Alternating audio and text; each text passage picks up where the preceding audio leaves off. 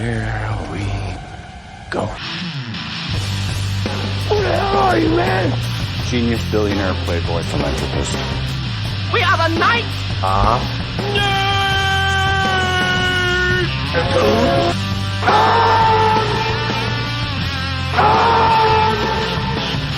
Hold on to your butt. And now for something completely different.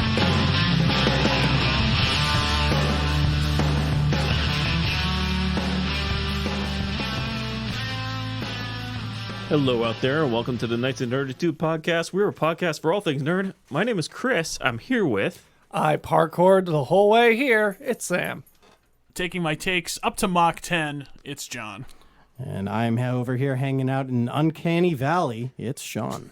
So we got an action-packed thrill ride of an episode for you here, folks. We have news, which basic. We have some trailers that dropped, particularly some Disney, Star Way Wars. to be down on news, man. Yeah, well, that's... News is always showing up with something new. That's why they call it news. Yeah, whether or not it's good or bad is, Yeah, as individual perspective. but Anyway. it's always unique. Anyway, we have those news trailers. We have a Chippendale quick hit. Yeah. Yes, 50% of us saw it. Rescue Rangers, not the other one. right. Sure. That's Oh, is that what we were addressed doing? in I was the under movie. the impression that we were doing. Yeah, I was gonna say. Oh, okay. I was gonna I say, didn't know don't- we were talking the Disney one. Is that why you brought pull-off pants? I did take my shirt off. Yeah. And the bow tie? And then we're gonna do the big stuff. We got Top Gun Maverick. We're gonna review that. There's also Obi-Wan, the first 3 episodes of the season. So it's the first half of the season we're going to talk about, as well as the first 7 episodes of Stranger Things. The latter half of this episode will be spoilers for everything. So Oh, just full yeah. disclosure. I mean, I think we're doing all the way. Are you guys going to see Top Gun? No. Sam, are you going to ever see Spoil Top it. Gun? Like- No, we're going to spoil it. Maybe I it comes don't on care. streaming at some point. Okay. Like, All right. We're going to. I may not go to the I think you'd theaters. like it. Yeah, I might enjoy it. It's okay, we'll get there. You'll get there. Anyway. All right. News, as we like to keep everyone up to date on streaming, and honestly, I just find it so interesting because it's like this new sort of frontier. Everyone's trying to figure it out. Like, everybody's trying to save the money by cutting the cord. Yeah. Yes, throwing their baseball cap and hockey stick into the ring. Yeah. Our new entrant, New England Sports Network, Nesson. You're home for the Red Sox and Bruins. First ever app for a sports, regional sports Yeah. thing. Now, have you guys have you ever looked into doing the over-the-top online streaming instead of cable? No, I have Like not. YouTube TV, I've DirecTV? heard. I've Yes. Yeah, so the one Hulu as well has it. Yes, exactly. Yeah. The one hang up with those, or one of the trickier things to navigate, has been the regional sports networks. Yes. So it's interesting that now they're just selling this to you directly. Because I'll be honest, like, sports for me is like a big hang up to keep cable, which I dropped. But anyway, if it's a good, it's a big one though. But although it's weird because it's like, I got CBS for Paramount, I got ESPN. Like, find a couple cable passwords, make it work. But here's the astonishing part. Oh, God. So, what's our most expensive one right now? Netflix, if you get the 4K. 20. Technically speaking, if you break it down, the most expensive one is MLB.TV, which for the baseball season roughly translates to about $25 a month. Okay, right. So, But that's every game. out of market. yes. So, And it's baseball, so there's everybody's playing every day. It's technically half the year. And, yeah, Right. But so there's it's no 100. shortage. It's Yeah, like okay. 100 and close to $170 for Sure. the entire year. Sam, do you know how much Nesson wants? Yeah. I did not look. I saw them making it. I Yeah? did not look it up. I'm assuming it's something like ridiculous. What do you just Give us a throw guess. it- Since John and I know, I want to hear your guess. Fuck it, like 25 a month? 25 a month. Chris, how much? I are they? already know. Oh, you already Okay, know. well, I was here when you Sam, were talking about it. hold on to your butts.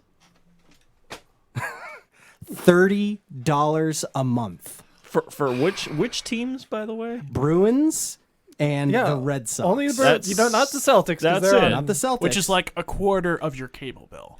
yeah. And that's not Patriots either, right? Nope. No. Oh, Patriots, NFL's free to everybody. Right. Yeah. as long as you're in market. Okay, minus Amazon and ESPN and Yeah, Thursday night games. Yeah. Well, and you, but you know what I mean. It's- The vast majority. Yeah. Is. And NBC, right? NBC. Well, NBC Sports, or is it NBC? You can stream that online. You can. Yeah, you can. It's no. I think you NBC can is only. free. I think you need a cable subscription. No, to stream not for NBC. NBC. No, Because okay. it's free to. It's over the air. Because Right. is it Fox where it's like Also you get just to watch get an an hour antenna. and that's it? That could be. Okay. They're, Anyway, they're all a little bit different. Yeah, $30. I don't see that working out, guys. Like, I'll It's be honest. insane. Like, I see their logic here is they basically have a monopoly on this because it's like the only reason why you're getting NESN is you want to watch the Bruins or the Red Sox. You're not going to go anywhere else. But you're also, if you're going to get the app, it's like, well, I'm already cutting the cord, but I really love sports. I love my local teams, and I can watch them streaming, which a lot of places won't allow you, like MLB TV. They won't let you. So to have that option is pretty great. But for $30 a month, I think the breakdown is there's a yearly option too, which is like $325, I think. Yeah, so it's But- more or less everyone just does the like 2 months free kind of thing. It But sounds like. so with the $325 thing, they are also promoting, if you sign up, you will also get 8 tickets to a Red Sox game of your choice while supplies last, to select games only. And yes, it is 8 tickets to one game. What? So you can't get? Oh wow! No, you get Oh, 8 tickets to jeez. one game, and odds are it's probably a day, a A weekday. Thursday at 11. Yeah, exactly. Like Thursday at 1 Getaway o'clock. game against the Orioles. Yeah. you know. Yeah, it's some bad game that they know they're not going to sell tickets to, which they're already struggling to sell tickets right now. I honestly don't think I'd find 8 people who actively enjoy No, baseball. I don't think I even like. At least 8 people I can wrangle to Yeah. go to Yeah. one. Just be like, hey, game let's go to Boston. baseball. Well, I don't think I can find 8 people to go to Boston with, or 7. It would be 7 and myself. Not to that stadium. I'm just saying I'm Boston way too in big general. for those seats. Oh, I know. In Fenway? I'm Fenway's way too tall for yeah. those seats. But and then odds are they don't even tell you what like section the tickets are in. So odds are they're obstructed view because those are tickets they're trying to give away.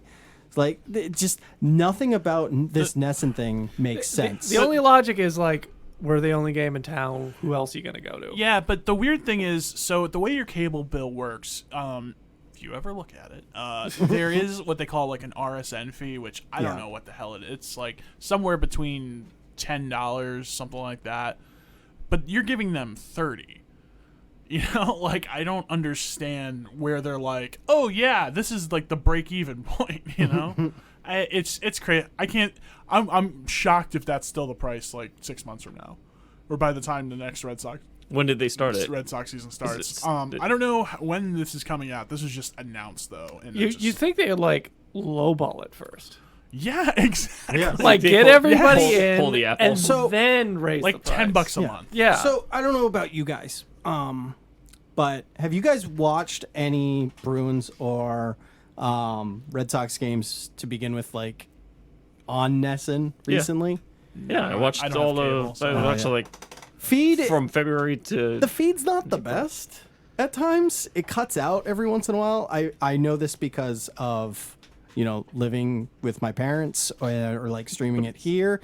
I know like I've watched games like we'll say the 9th inning or like with 5 minutes left in the 3rd. I'll pull it up streaming on my phone and the streaming is crap. Yeah. To begin with, It's gonna Are be a you- tough sell. What are you Yeah. using it through?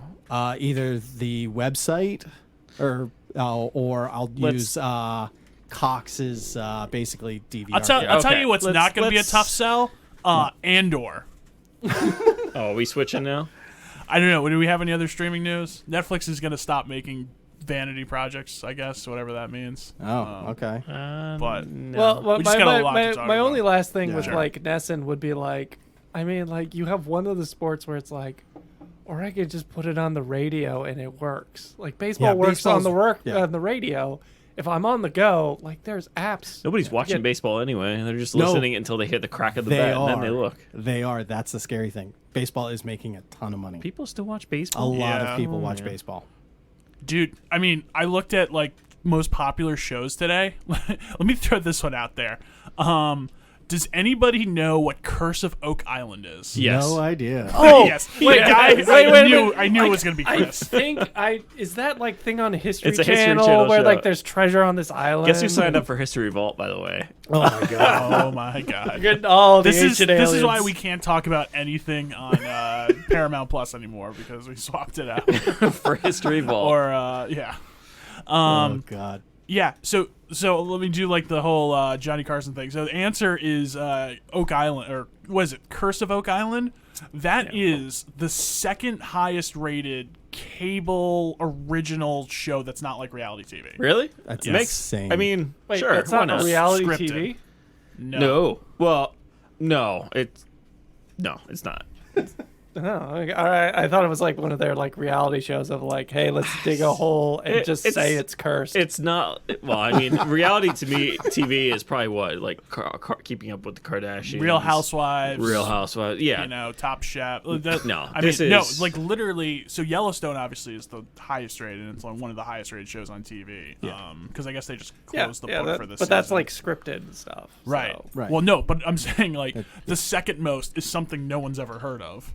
Yeah. Like of like actual original program. Because I mean, it's all into the streamers now. Based on The Room, 25%. Well, we'll say 35% because you're unsure. I've heard of it. So we'll say 35% of. I don't know. I haven't has heard watched it. the History Channel in like a very long But time. he didn't know that it wasn't like a reality show. Right. Though, Yeah. So. So he's heard of it, but it has, Right. so that's why I Yeah. gave him 10%. I could see why you would think it would be reality, but it's, Yeah, it seemed like it was like this island's cursed and no, there's it's treasure like, on it, so we'll it's dig like, a hole. Have you ever seen? It's like a lot of the HGTV shows where it's like real but scripted. Okay. Oh. It's one of those not. Oh, like that- it's seeming like like it's real. Yeah, but it's not. they get like It's- reactions of Are you things. telling me and Fixer all Upper this- is Like lying what to me? was those on MTV? Like Pimp My Ride, no, not Cribs. No, not no. Like the ones where it was like I don't know. I don't watch The these Hills? shows. Yes, like the Hills. Okay. Where not as I'm pretty sure I just named 3 reality shows on MTV that are all scripted.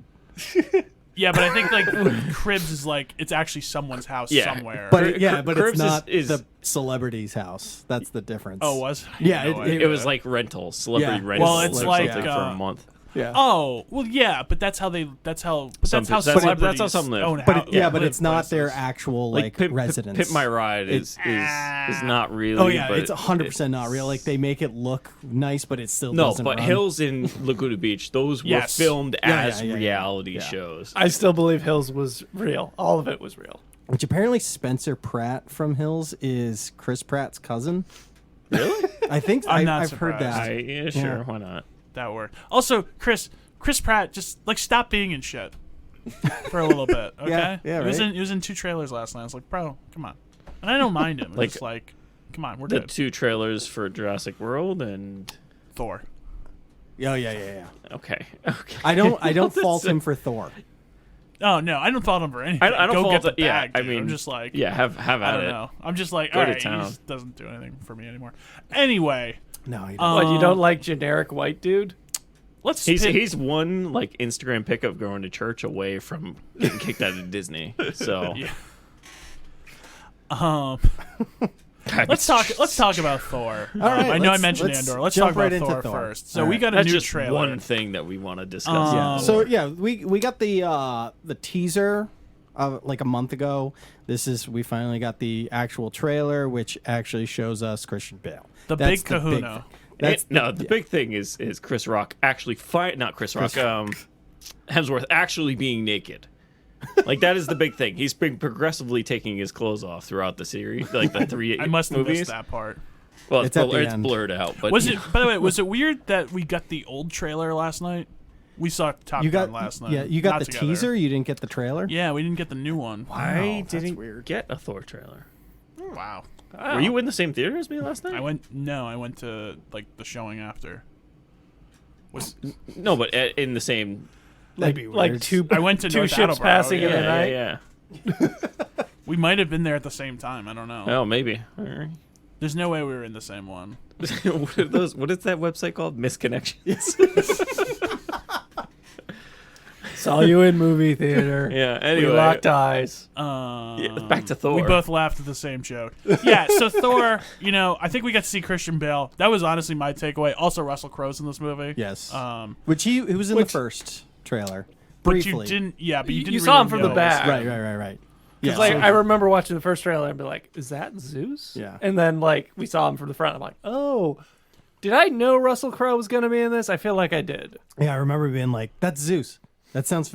Oh yeah, it's Russell Crowe. That's right. They announced that a while ago. Yeah. Yeah. All right. I And was I'm sure they filmed this in Australia too, or New Zealand. yeah. Yeah, New Zealand mostly. He's right next door. Although New Zealand's still 6 hours away from Australia, but Yes, it is. Russell Actually, Crowe's shorter than that. Shorter than that.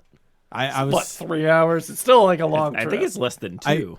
I no. Going from one particular, if you fly out of Melbourne, I think Melbourne. it's Melbourne. But Melbourne. yeah.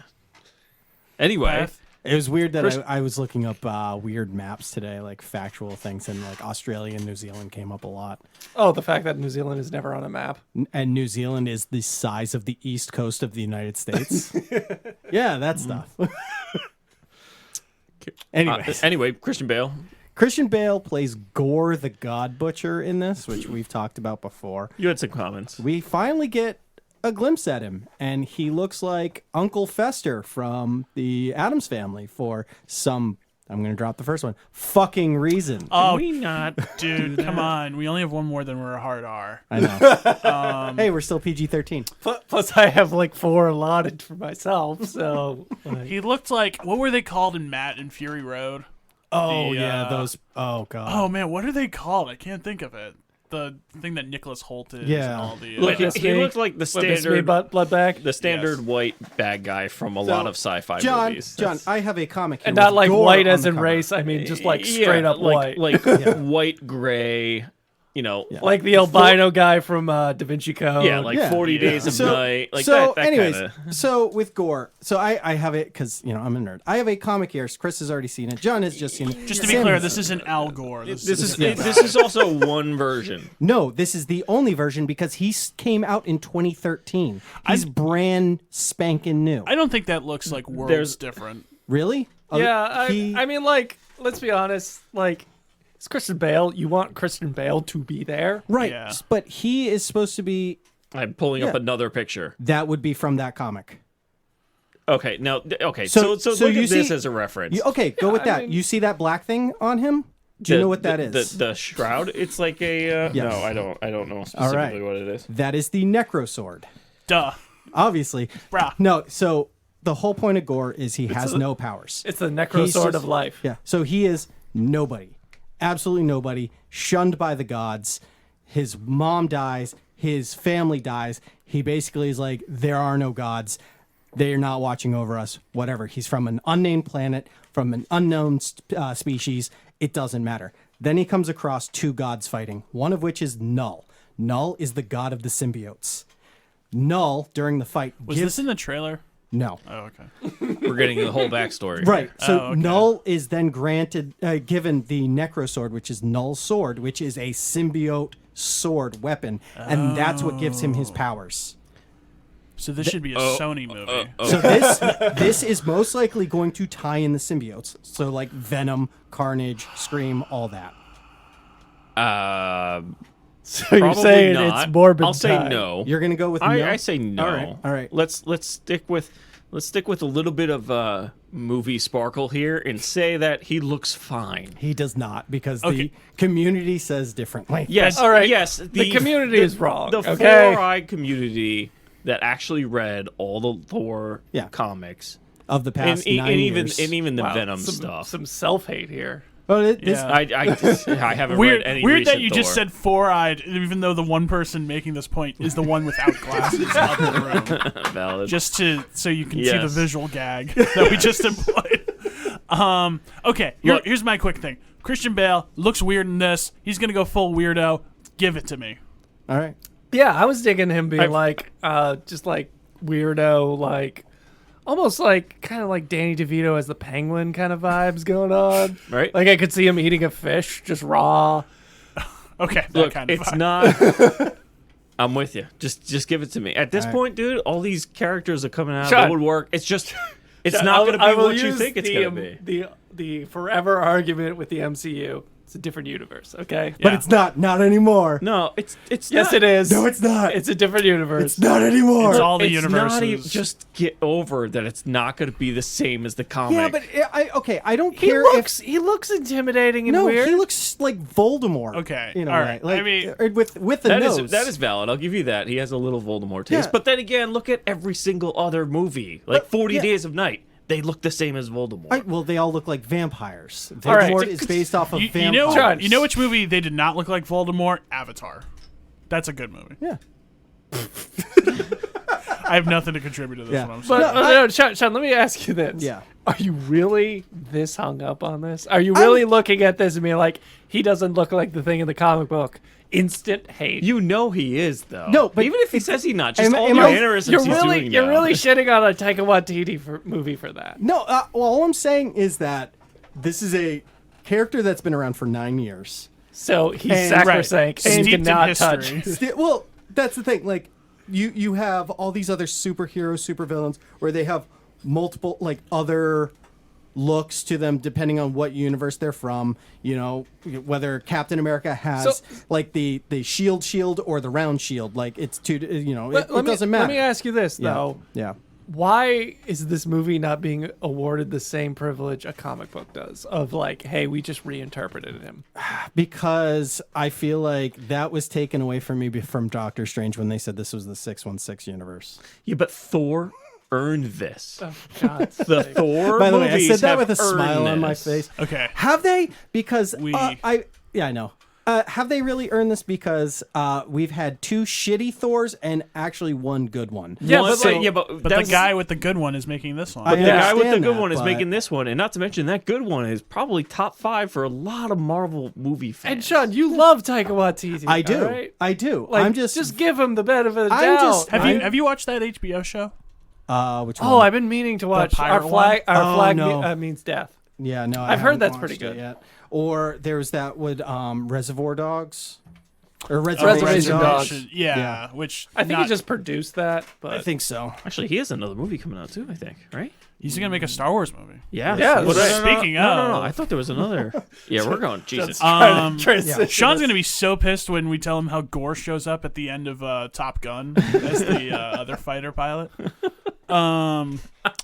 Okay, can we move on to Star Wars? Yes, move on. This yes, is yes. really people fired up, as you can tell. MCU movies. All right, they don't bang that drum in the Star Wars universe, okay? It looks completely different. Hey, all I'm saying is, it's got Skarsgård in it.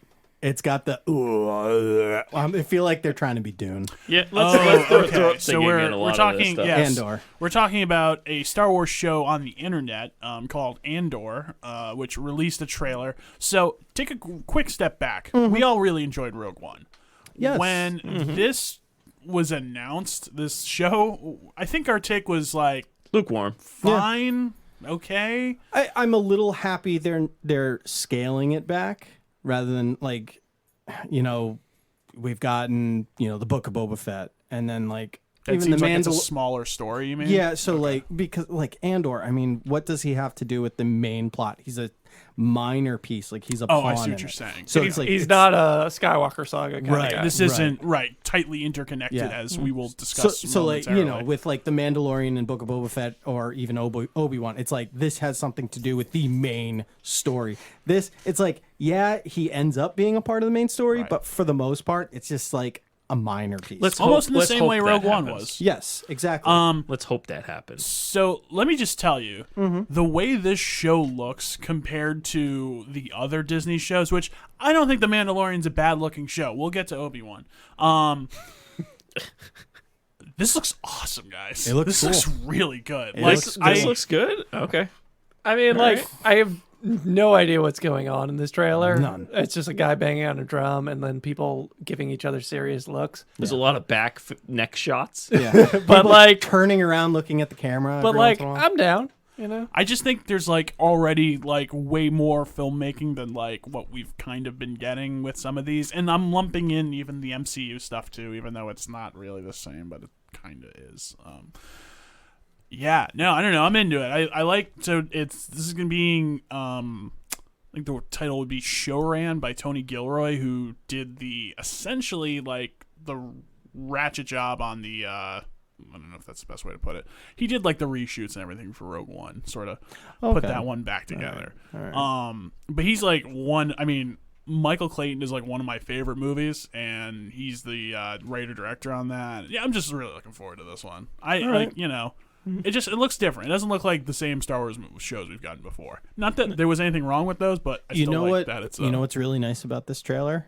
I don't see Tatooine anywhere. Oh, nowhere to be found. I mean, we still get a kind of looks very volcanically desolate. So yeah, but it's not Tatooine. It's a more liquidy Tatooine. What are the It's odds not that they go Tatooine. back to Tatooine? In just this one, I'd this, say none. 0. I just don't see how. But why, they yeah. will find a way. Or why, They've yeah. beaten that dead horse enough. They need to stop. going Hopefully Well, they've started to I hope understand so. guys, I understand the Mojave Desert's right there, but can we go someplace else in back. Why California? don't we go to Endor? I think with the Obi-Wan... Yeah, the Redwood Forest is right off the Right coast. there. Yeah. Let's go there before it all goes away. Eureka Peninsula, man. That'd be cool if they start a base in this show on Endor. You see the building of the base. But there's no wouldn't. base on There's Endor. no base on Endor. You're thinking Yavin. Thinking of the Forest Moon event. No. And Yavin is a former No, Jedi temple, I the, believe, that they converted into a base. Hoth.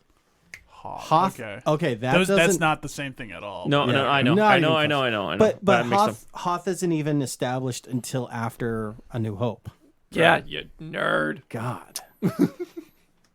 So they build the base after New Hope, or Yes. the base is already Yeah, there. they had, and after they're New they just- Hope. had to hide somewhere. Yeah. So Yeah, but the base could have presumably have been built already. Nope, because it's still under construction. It's just They some don't have dude's a- igloo. They Well, don't if you have build a a lot base of and it money. becomes abandoned, you have to do repairs, hence looking like it's under construction. It's not though. Okay, It was okay. I'm just established saying after. it's it not. was established after. Canon in the books Andor don't happen is anymore. dead. He is in the ground by the time this happens. I want Andor dead. I want his family dead. His dog dead. I want his house to run to the ground. So, we'll see. That one's coming out in August, right? Mm-hmm. This is a very quick turnaround there. So we'll probably get another little teaser or something. I'm probably. trying to think, what's the next Marvel show?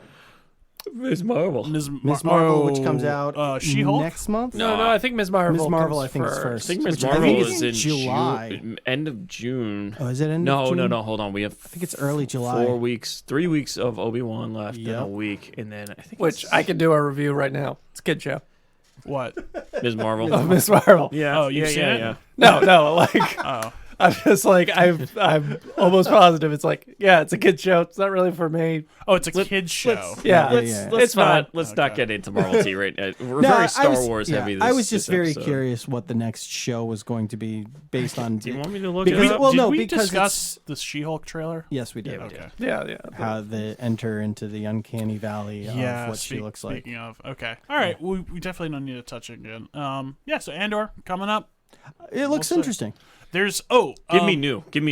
Could Please. we Yes. dip in for a second? There was a rather lengthy article about where sort of Star Wars is going and the fact that there's almost no movies in the pipeline, really. Yeah. Everything's sort of like, Taika was the Taika Waititi movie was the only Well, thing. because Oh, every there's the Rogue Squadron thing. No. That's kind of No, done. that's been That's- delayed and No, it's maybe been it's canceled. not. It's it been, hasn't been canceled. I it has was been gonna say it's canceled. dead in the water. On ice. Yeah.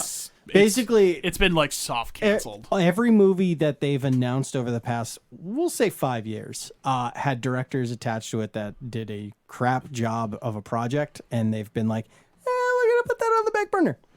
What was the the little show? annoys me that I understand after Last Jedi, but Ryan Johnson then turns around and makes Knives Out, and you're not okay, maybe give you a second shot. Yeah, but he failed at his first shot. It's not. I don't we think- don't need to. Yeah, but failed or got removed. yeah, No, he failed. or set up to fail. Yeah, Set up. I will So say that's not set on. up to That's fail. not necessarily on him. Doesn't matter. but That's, apparently that's on Kathleen. Apparently, even that there was some report that Kevin Feige was going to direct. Apparently, that's He still not even is. true. No, Oh, he's not. He said that was never When did he say that? It was out in something recently that it's not actually like it's never actually been like I announced. It's almost just, like, a don't rumor. want him to Oh, I'd be curious. direct anything. I kind of like him as the overall mastermind. Let him run Yeah, with but it. you Let figure him like stretch his muscles. I've never seen a Yes, movie. yeah, directed you're by but like him. you're throwing 200 million at something to test. I mean, like, but at the same time, it's like, you know, a guy like that probably might get bored doing Marvel movies all the time, and maybe like he goes off and does a Sure. Star Wars movie, and he comes back to Marvel feeling a bit more inspired. And I feel like too, you probably could find some good people to surround him with. You know, Yeah. I feel like he's got a rough idea of what he's doing. He's only helped produce like 30 movies, so Yeah, only the architect behind the most successful franchise ever. Yeah. But besides that, has Marvel surpassed Star Wars?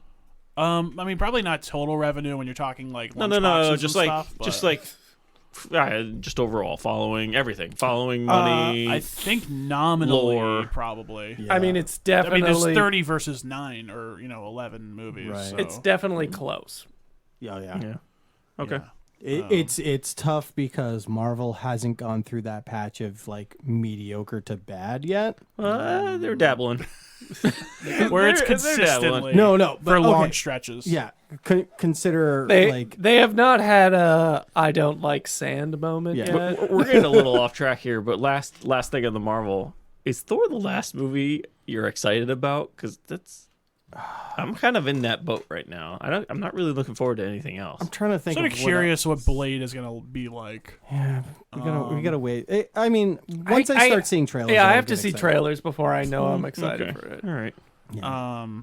Yeah, Daredevil coming back is gonna be great. I feel like they just got to pull the X-Men hammer handle. And Yeah, just go and I there. feel like what they did with the X-Men in Doctor Strange, it just was like they teased us, but it went nowhere. They just gotta like fucking like pull the just trigger. pull the trigger and just tell us what the fuck we're doing. I guess here. there That's was two. supposedly yeah. But supposedly there was a Michael Fassbender scene in Doctor Strange where he was in the Savage Lands. I want to see the extent, not the extended, but the director cut almost. Well, Or deleted scenes. I'll Deleted take scenes, that. I'll yeah. take that. I don't know. I feel like there's no way they cut Easter eggs. Like, come on. Yeah, This, it this was- franchise, yeah. come on. But in It's Doctor almost Strange, subsisting entirely on Easter eggs Right. at this point. yeah. But I mean, look, if they're the Reese's eggs that are filled with or peanut butter and the chocolate, yeah, okay, fine. But like, they're not. So but with Fassbender, so it was a planned scene to tie in Magneto. Oh, okay. But it ended up But getting also, dropped. why?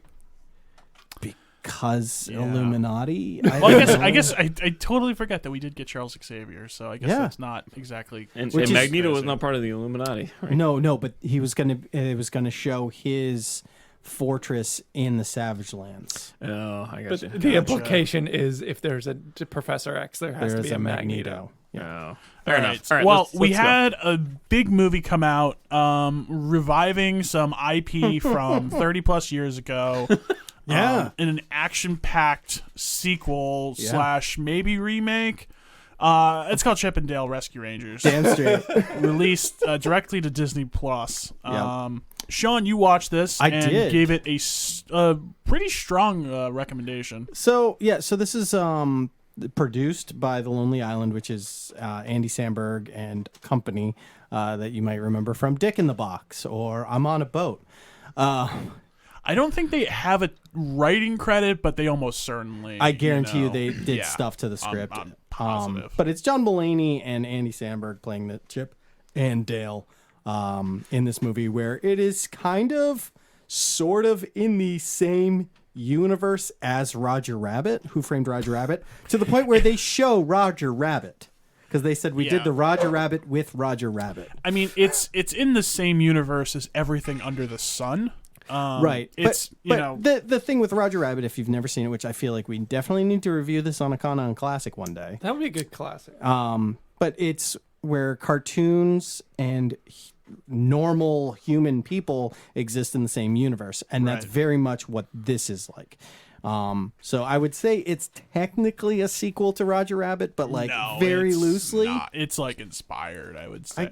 I don't know. Look, Same universe, same we have universe. these movies now that are just like, hey, remember stuff, and that's really the movie. I mean, that was remember Space Jam last year. That my was like, God. hey, remember stuff. That was Warner Brothers being like, we have all this IP. What do we do with it?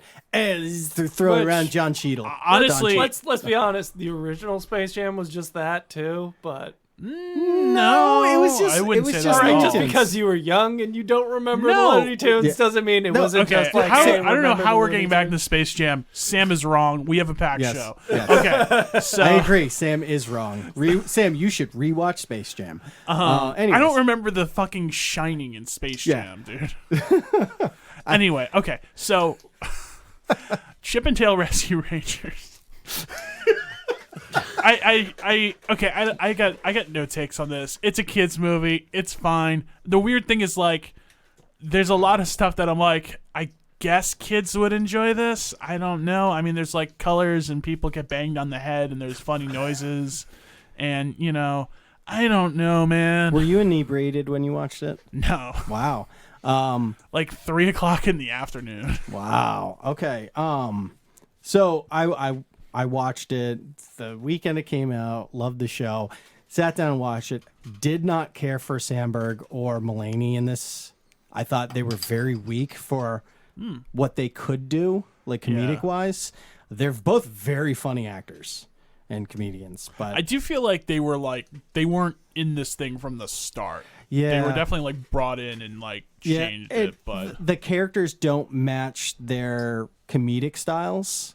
Like, why is like John Mulaney being a straight man, like kind of thing? Like, I don't know. That's sure. felt strange. And then Sandberg's supposed to be the goofy one, but he also plays a straight man, but like also kind of goofy, but not quite, but mostly a straight man. Like, I don't know. It just, those two just didn't work. However, I felt like most of the supporting cast, so like the chief, which was oh god, I see his face, Jameson from Spider-Man.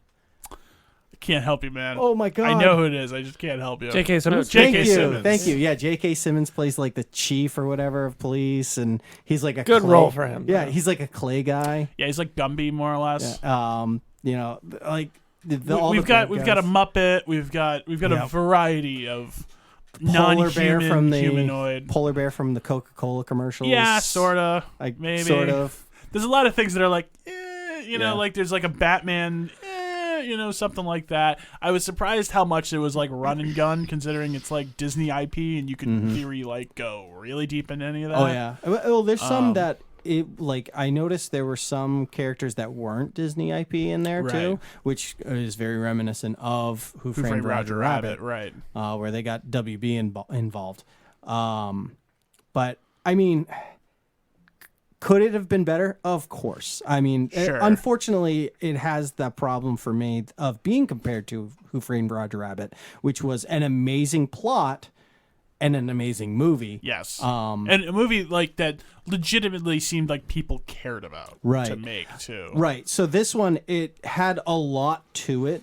I mean, Will Arnett, I thought, was great as the character he was. No one's gonna see it. He plays Peter Pan. He's the bad guy. He plays like deadbeat Peter Pan, Yeah. who's like, what is the thing? Oh, so essentially they're making like Bootlegs. knockoff, Yeah. bootlegs, and they try to change it so it's just enough. Yeah. You know, They're trying to different. build a freeway through Los Angeles. They give them they give them plastic surgery so they can make movies. Essentially, the movie's L.A. Confidential, except there's no Russell Crowe or heroin. So, although I did find it funny Who that Framed Roger Rabbit. Yeah. fair enough. I did find it funny, considering where John Mulaney has been the last 24 months. Right. That they ended up essentially like in a scene where now it wasn't his character, but it was another one do it like very like you know addicted to cheese, but you know. Well, that's Monterey Jack's character from Rescue Rangers. No, for sure. But Yeah. like they made it like he was a cokehead. Well, have you seen the Rescue Rangers TV show? I know he's like absurdly addicted. This was Yeah. like he's like a cokehead. Yeah. Like he's trying to Yeah. buy like coke off of him like at the end of Boogie Nights. And, Oh, like, yeah, Alfred yeah. He's trying to just suck a dude's dick to get. Yes, like I said. Yeah, like, the end that's of Monterey Boogie Jack. Nights. I'm getting a disapproving nod from Chris. All the kids who are listening to Everybody's this done review right now. You're on fire. I've sworn twice, Anyways. and Dick is barely a swear. I don't think we That E need rating to. came Do you rather have any easily. other? So one of the great Easter eggs, I guess you would say, which is why I say this is kind of a sequel to Who Framed Roger Rabbit, is when there's that the guy, he's going through like all the tools to work on Dale. Oh yeah. One of the things is dip. Okay, I haven't seen Roger Rabbit in Oh. forever. So Sam, do you know what dip is? Dip is the thing that the judge uses to destroy the tunes. okay, all right. It's the I only was thing like, that I kills know tunes. the name. Yeah. You say so there's dip a and Roger there's a Rabbits. vial of dip in his like case of like tools to operate on people, which I was like, hey, I know what that is. Now, all in all, like it was a fine movie. Could it have been better? Yes, absolutely yes. We couldn't get Christopher Lloyd to just show up. Like know, he's not doing anything. Yeah, but he's dead. no. Yeah. Is he? No, the judge. Oh, the job. Okay, all Bro, he right. was just in the tender bar. Not that you would know. No, I really That's right. He was in the tender Yes, bar. he was in the That's tender right. bar. Yeah. I think I gave it a 7.1 for this movie because it was fine. It could have been better. I wanted for the subject matter that they were doing, where it was like sort of dark but not quite. I really wanted them to go a little darker, like Roger Rabbit did.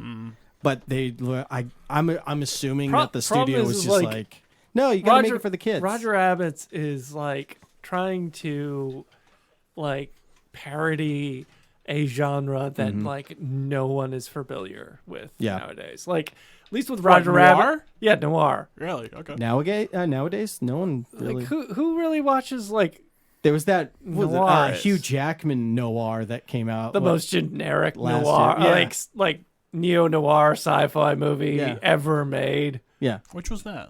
Oh, God. Remembrance. I think? Remembrance. Yeah. Oh, yeah, no. Last year.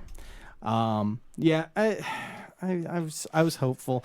The Paula Abdul's in there with that cat that she dances with. She's in there randomly. Yeah. Scratch Remember Cat, that? or what's his name? I forget. Scratch the Cat or It's something? something I think like it's that. like Scratch. or Again, something. like I feel like a lot of the value of this can just be like someone printing out a bunch of things from Oh, the yeah. internet, handing them to you, asking you if you remembered that, and then you say yes or no, and then they take it and give you another one, Yeah. and then ask you the same Like, question. again. I think Do you remember that? Yeah. Okay. Cool. Do you remember that? Yeah. All right. Which- Do you remember that? All right. like, cool. just to be fair, like there's a bit of an element of that to Roger Rabbit. yeah. Like Daffy Duck and Yeah. Donald Oh, Duck okay. playing dueling pianos. I don't disagree, but like that was more that was more new for its time. I guess. And there's like a billion So, movies like this. now. Here's the problem. I feel like it does what you just said well, but the problem is it's been watered down by the market so much that you can't respect a movie that does it well because they all do it, and you're just going to lump it in with all the other generic crap that tries it, like Space Jam last year. It's unfortunate for this movie where if this movie came out 10 years ago, I think it would have hit better. I really do. So what you're saying Sure. is Who Framed Roger Rabbit is a lot like Dr. Frankenstein, where it's like, yes, he's done something amazing, but what he ultimately created was a monster Yeah.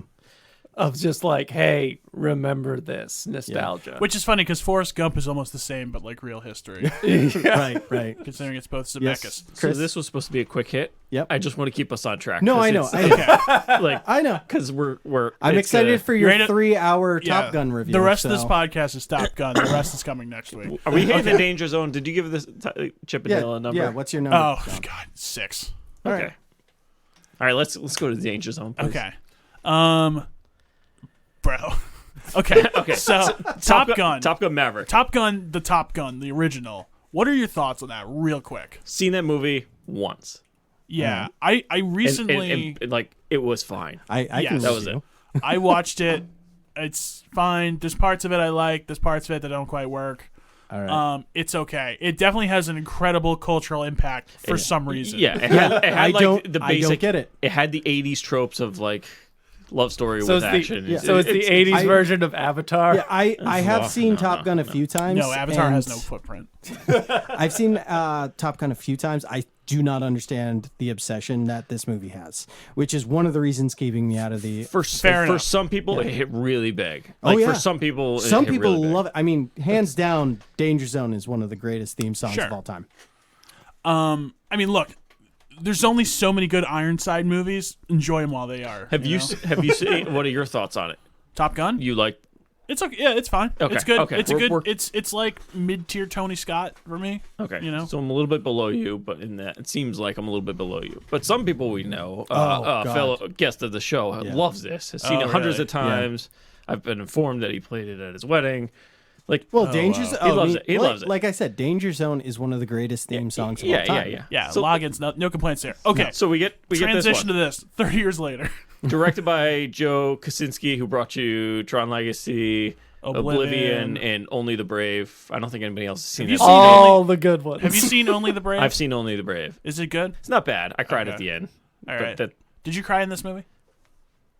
no, there were too many G's. I couldn't force myself to cry. The tears wouldn't come out. No, something came out the back end, but nothing came out the front. Right. I was not at the point of like emotionality of this, though. There's some pretty like hard, pretty emotional scenes. Okay, let's get into it. Sure. So, first off, before the movie starts, fucking Tom Cruise is just on my movie screen talking to me about the movie, and it's like, "Thank you for coming to see my movie. I hope you like it." Yes, I can't emphasize this enough. All of this was real. That's Yes. pretty much the point of that whole little spiel thing in the beginning. And it almost, I mean, like the literal combat isn't, but like the rest of it pretty much is. And Yeah. dude, it looks pretty cool. Well, yeah. So all the actors had to learn how to film themselves while in the cockpit because they obviously couldn't fit a film crew in there. Well, Yeah. they didn't have to learn to film themselves. They actually took them up. I know that. No, but Right. They, Well, yeah, but they they had to do the they had to camera make and, sure like, that there fix was their no makeup, glare. stuff Yeah, like they had to that. do everything while in the air by themselves. Yeah. They didn't have any help. They had to do it all remotely. Well, I mean, yeah, how are you going to help? Honestly, Oh, yeah. honestly, you don't, like who no, for glare, I guess. Like, who cares? I would say for, You're yeah, there but for they're- reactions, and No, a lot I- of I those like, looked but great. like Glaire's kind Glare of is- important. You have to see the actors. I know. No, I know. I'm not disagreeing Not every with that. movie can be like Michael Bay or J.J. Abrams with a ton Lens of flare. lens flare everywhere. Lens flare. Yeah. There actually wasn't a lot here, but a lot That's of cool colors though, man. I got to tell you. Ton of stuff that you're like, So is that special effects? No, It's it all, really wasn't. It's all That's practical. how it looks. That's how it's supposed to and look. you know what, dude? It looks great for it. I mean, like really, we don't do this enough anymore. It was That, some of the like- coolest things I've ever seen.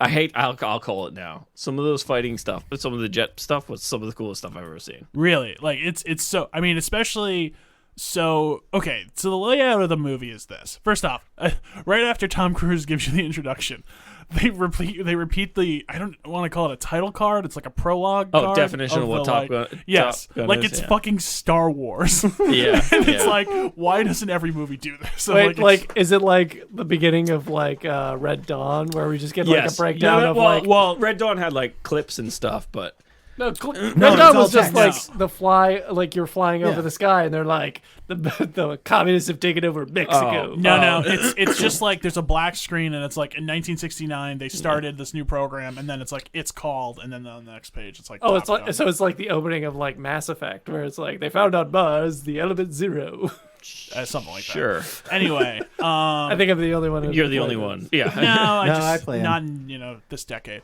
Anyway, yeah, dude, like It's okay, so we've got the first sort of bit is like Ed Harris shows up, more or less it's like a cameo. Like literally all of his lines are in the trailer by and large. And I mean he's killing it too.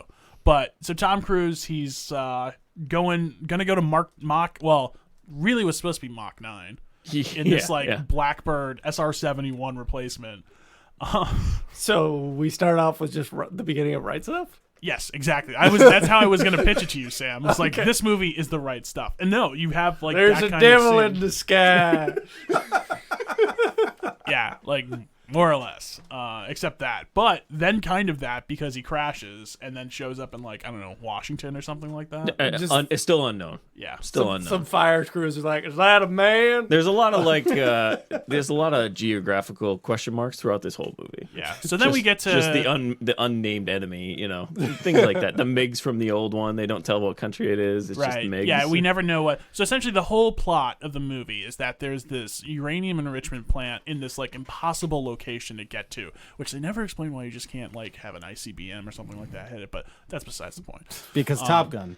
Right, because we need a reason to fly F-18s. Exactly. But it's okay. Don't worry about it. Why don't we just send a drone? We skip a lot of political discussion. Yeah, I mean, it's very much like the first one where it's like just the enemy. That like a pseudo, Eastern Bloc enemy. But whatever. But whatever. It's fine. Don't ruin our fun. We want to go kill commies. No issues there. They talk about how there's an airfield, that they have a couple F-14s because they keep some antiques around, just like the U.S. Navy does. But they have like 5th gen fighter craft, which is like what?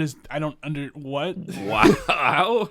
No, I'm just suddenly dawning on me. The parody of Top Gun has more explanation of the war than the actual Top Gun. Oh, and Hot Shots. Yeah. They actually go bomb Saddam Hussein. Yeah. Watched that recently. It still holds up. So, okay, here's the thing about this movie. It's very much, in my mind, similar to like Force Awakens, and there's a bunch of other movies, which I'm going to call a sequake, which is a sequel and a remake sort of at the same time. Okay. This one isn't as like hacky as Force Awakens because it's like, really, what else were you gonna make the fighter pilot movie about? What else was there gonna be? Crop dusting. Yeah. The title itself kind of wrote the movie, or just the concept, like the fact that it's Top Gun about fighter pilots. Right. Yeah. I mean, like, what are you gonna do? There's a mission. You got to run the mission. Everyone's competitive. Yeah. Whatever. Okay, here's the thing. The movie is sort of like, it plays this incredible balance of like kind of being in on the joke, sort of being in on the joke sometimes, being like very like not super Easter eggy and connected to the past, but like just enough. And like they do this whole thing with Val Kilmer that like, I mean, it's not like I'm a huge Val Kilmer guy. He's had some very sad personal health things, which we had talked about previously on our Snowman episode. Please don't watch that movie. Or do if you want to laugh. Essentially, he's had like throat cancer, and he lost his voice. Yeah, he really can't talk, since 2013. Yeah, and they sort of have a scene in there. So he's essentially like the equivalent of the head of the Naval Air Force for the Pacific Fleet. Mm-hmm. So he's like the top kahuna. So Maverick he gets essentially like kicked out of this like test pilot program, and then gets brought in for Top Gun to like train him for this mission. John Hamm is the guy running Top Gun now, and he just plays just the perfect prick the whole time, which is the only movie role he can seem to get anymore, which is sad for me as a Mad Men fan, but we'll get to that some other day. But no, there's this like incredible scene with Tom Cruise and Ice and Val Kilmer, and there's not, so he like kind of like talks, like he like types stuff on his computer, but then actually does like talk a little bit at the end, and it's just really affecting because it's like this like weird sort of meta thing of like they kind of give him the condition that Val Kilmer actually has, and it's like just really nice to see him again one last time kind of thing. Like you feel like it's kind of a swan song for him. Yeah. And then, not that it really matters that much, but his character dies, and there's kind of like a touching thing with that, and he like slams his hand on his wings on the coffin, which is like just a really cool shot. What did you think of that? Did that like work for you? Like I wasn't crying, but I was like, oh man. No, I was more like whatever. Yeah. Whatever. It's I mean, I get why, but mine was more like a Val Kilmer thing, not like an Iceman thing. All right, bringing the original concept that you said about like the callbacks and stuff to the movie. Yeah, I watched it once, and I don't. There weren't as many as I thought there would be. No, there's definitely nowhere near that we're like used to, and the like it's got to like be like beaten over your head with like, hey, like, well, absolutely, yeah. It's not forced in there throughout the whole movie. But no, like Valkyrie, the whole Iceman thing, it was fine. I mean, it wasn't a callback by any stretch of the imagination. It was just like a progression. and then like of just natural like life. That's Right. what happens. And then I mean the callbacks were the half naked beach scene Right. when they're playing the sports and stuff. So- For some reason, Tom Cruise had to have a shirt off there. So But- Chris, let me ask you this question. Did you think they were just like, hey, this would just be cool if we played football, 2 teams on offense at the same time? Yeah. Were you just like, did they just not know how to play football? Like, do they? Because I think Tom Cruise is like, he's shown up as sports fan sometimes, and it's not super believable. Like War of the Worlds and yeah, that's true. some other things. I remember just hearing like somewhere once that like he went to like Jimmy Kimmel's house for like football on Sunday and like brought his mom and cupcakes, which is not like show. It just always like stuck out in my mind of like, oh, he made an effort. Look, I think it was it was Tom Cruise or Joe who just said, all right, we're gonna pretend there's 2 offenses with footballs, just, Right. And Well, then then it just they kind of explain morphed it. into some weird like just throw the football around and be half naked. That's all you need to do. Well, no, but then they explain it that it's what do they call It's it? a team build- It's it was- dog fighting football. It's both offense and defense at the same time. Yeah. And then, I mean, I get the concept of team building and stuff like that, and I guess that was the point. But I Yeah. mean, come on. I mean, But- it's there's not a single person reviewing this that's not going to talk about that scene, but it's also like 2 minutes. I did hear that they had to reshoot that scene. Yeah, so apparently, like everybody, like got super, like really fucking like killed it at the gym for that scene, yeah. obviously. And then I guess like literally, right after they're done, they all went and like got milkshakes. Yeah. And then like Tom Cruise watched it, and he's like, I think we gotta.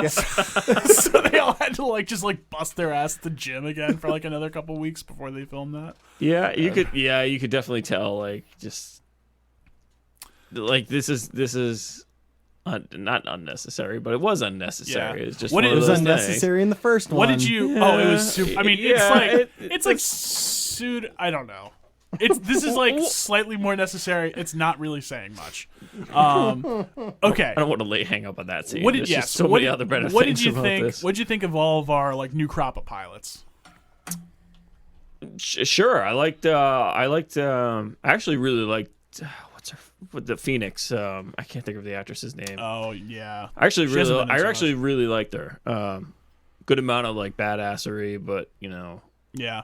was also came off as very intelligent. But the thing I didn't like the most is like those weird little like that's awesome type things, and it's like it's on those stupid little I forget what I don't know what type of style they're called, but One-liners. quips, Quips. one-liners, things like that. They were scattered throughout the whole movie. Yeah, there Just was this, unnecessary. There was this weird sort of thing too of like Tom Cruise gets like kicked out of this bar they're in, and it sort of mimics what happened in the first movie where Tom Cruise doesn't realize Kelly McGillis is like essentially like his boss, kind of like hits on her and shit. But so Tom Cruise gets like kicked out of the bar by some of his students in Top Gun. And he's just like, it's weird because like then he's on the outside looking in, and they're doing like Great Balls of Fire with. So Miles Teller plays Goose's son, and so he's playing it. And it's also like was that song really like that big in the 80s? And it's like even now it's like, It's not. It's not. But the fact that in the first movie that's what he was playing at the piano, right. Oh with, yes, with his son. sure. And they even showed the flashback for that, right? Yes, they showed the flashback, which is not. I thought that actually looked like not great, but No, well, I think they used original footage. yeah. But I think there's a lot to talk about in this movie, but I think at the end of the day, it's a lot of like sick fighter stuff too. Like that's Yeah, actually can we- like most. Of can the we get movie. into that? And we can't. Yeah, sure. like that is the best thing about this movie. Yes. By far, hands down, without a doubt. And I think honestly, the best part of it too is everything from like when Maverick just says like "F it, I'm gonna do this like impossible like." I mean, it's more or less like the trench run in Star Wars, more or less, except like they have to like maneuver through this like valley to get to like this. Yeah, do a base that's, steep climb into an inverted dive down, and then a 10G pull up after they drop the bomb. Maverick's smuggler friend comes in at the end and saves his ass.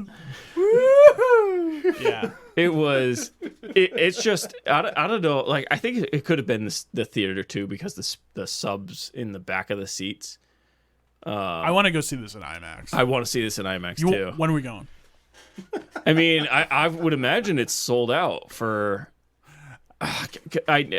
Friend of the show Ryan is actually going this weekend to see it. Oh, okay. In IMAX, and I'm wicked jealous. I This was- is one of those things. It's like Dune. Everybody said see it in IMAX, see it in IMAX, Yes. and I listened and I just ignored it. Oh. Nobody said see this in IMAX, and I just want to go see this in IMAX. See, it's filmed in IMAX. Yeah. I forgot about. I would have been like, yeah, no, Top Gun looks like an IMAX movie. Yeah, I mean, yeah, how yeah. many times have you gone to see like that? Gone to the Museum of Science up in Boston, and they have that like giant IMAX type thing. The Omni. I've Yeah. The never Omni Theater? been to You've the never museum. been? Not to the If one you in- go there and watch like fighter pilot things and stuff like that, it looks phenomenal. Yeah. Also, you get very like a lot of vertigo at times because you're like, oh shit, things are Also, happening. they like put the seats at such a Yeah, high it's like angle an that vertical. like Yeah. all you well, see that is one's the theater. that one's kind of particular. For me, a huge part about the IMAX too is the sound, which I just wasn't the best in the theater I was in. Really, Right. the sound was to the point where I'm like, all right, I could. It almost feels like you're being pushed because they have the bass all the way up. I And didn't get that at all. see, I felt that a lot. It could be I was sitting in the back. Might have been. It could have been that. I don't know. Yeah, it's. I mean, it's just look. There's nothing like this we've really seen. It This was looks a- incredibly unique. I mean, there's this whole like when they're coming off of the carrier going to the mission, like just that whole thing of like them going in like while they're over the sea and everything, and they're flying in formation. It just looks awesome. I mean, like Yep. it's really cool. They send like a It really, barrage. it genuinely does. I They was send so a happy about barrage that. of cruise missiles overhead, and it's like I don't know why I was like, oh dude, the cruise missiles look awesome, even though that's obviously CGI. But like, just like they're flying in together in formation with like 60 fucking cruise missiles all flying in because they were gonna like bomb this like airport, which is significance later of maybe the most unbelievable part of this whole thing, which I won't get into. But it's like the only time it gets close to like Fast and Furious style. Would you say? I mean, sure, Right. but it wasn't. No, it was. That was it, and it was like fine. Yeah, it And was, like you kind of just wanted it at that point too. It was like yes, Did they have to like race commie Hitler? no. No, but they had some. I guess all those like flight maneuvers. I'm assuming aside from that 5th gen thing, were all real. Like you could actually do all that stuff, like Yeah. throw an engine out and leave the other one on and essentially turn. Yeah, no, I'm sure they had like Blue Angel guys and like test pilots like doing all. I guess this they had shit. Navy pilots doing all this stuff. Oh well, yeah. I mean, like, but like I think they had like top guys doing it because it's like I mean, fucking incredible. Isn't the Blue Angels defunct now?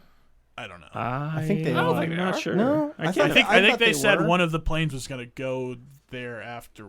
I don't know. I don't think they are. Okay. I guess they actually one of the pilots, the Navy pilots, actually did fly below 100 feet for one of the scenes, Yeah. and that's the lowest they've ever flown. So looks- like Yeah. I don't know. For this movie, it seems like the pilots got to really just like push the limits almost. Yeah. There's one person we have not talked about. Jennifer Connelly Yes. She looks pretty good. for 52. My God, dude. Yeah, shocking. But I liked her in this. Oh, she's great in this. Doesn't have a lot to do, No, but like plays agreed. it exactly like what you need, and then you're like, oh, she has like a really nice house by the ocean, and she and then shows a bar up with by a the Porsche ocean. Yeah. and like a sailboat. I'm like, what? She Is wealthy? like, rich? I don't. She never bought a really- bar by the beach that's Yeah. mostly just populated by pilots and Also, she's divorced. Like literally, how? Like how, who is leaving rich Jennifer Connelly? we don't want to get into that, I guess. I do.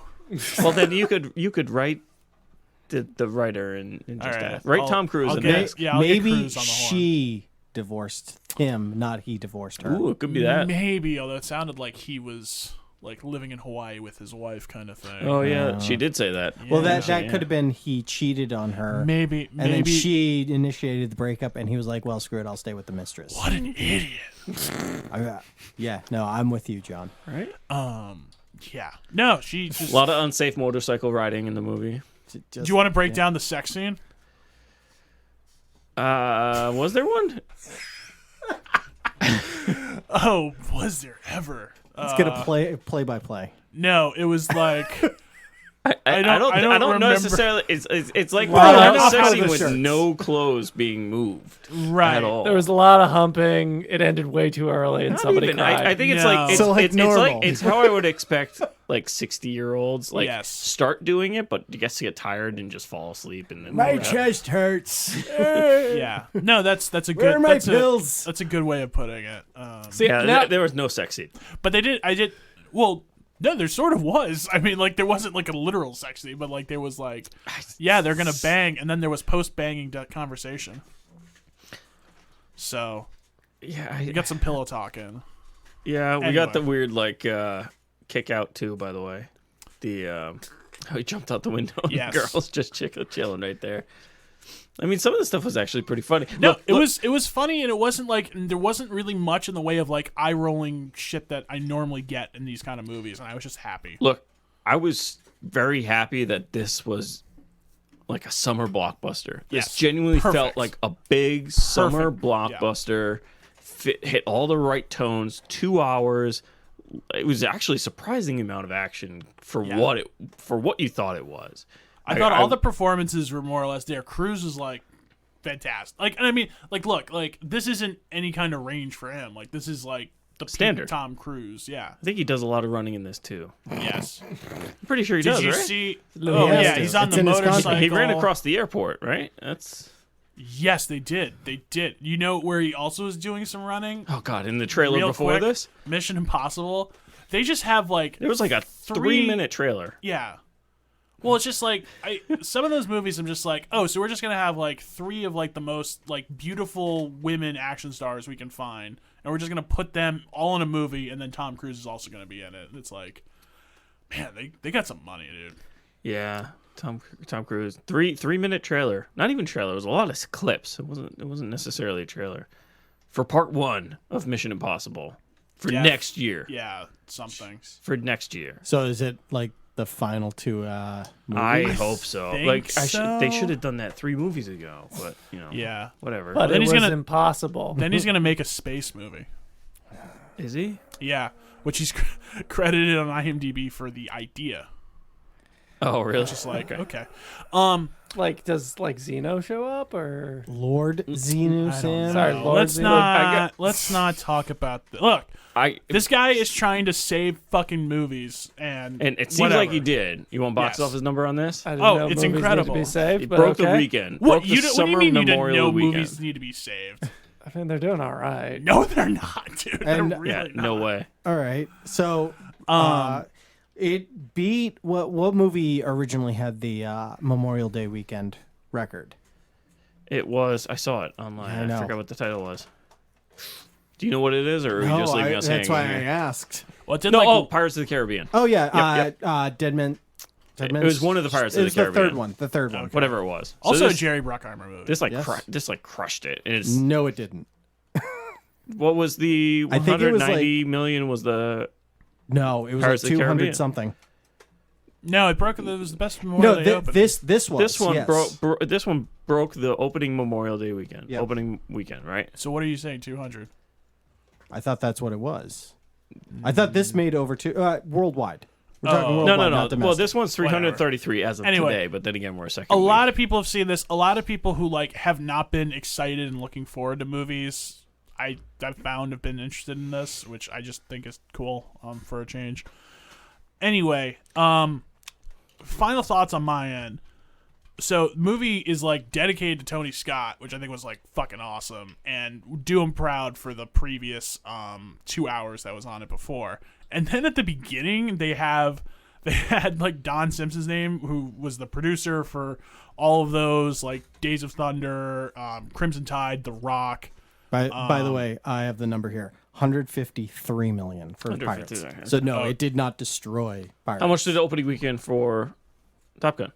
156. Okay, I thought it's It's 3 million. okay. Well, the clickbait And then articles are and then if you go into Post-pan- inflation, Okay, whatever. I don't really give a shit. then Pirates So- still won. Johnny Depp's had enough victories this week. So, where was I going with this?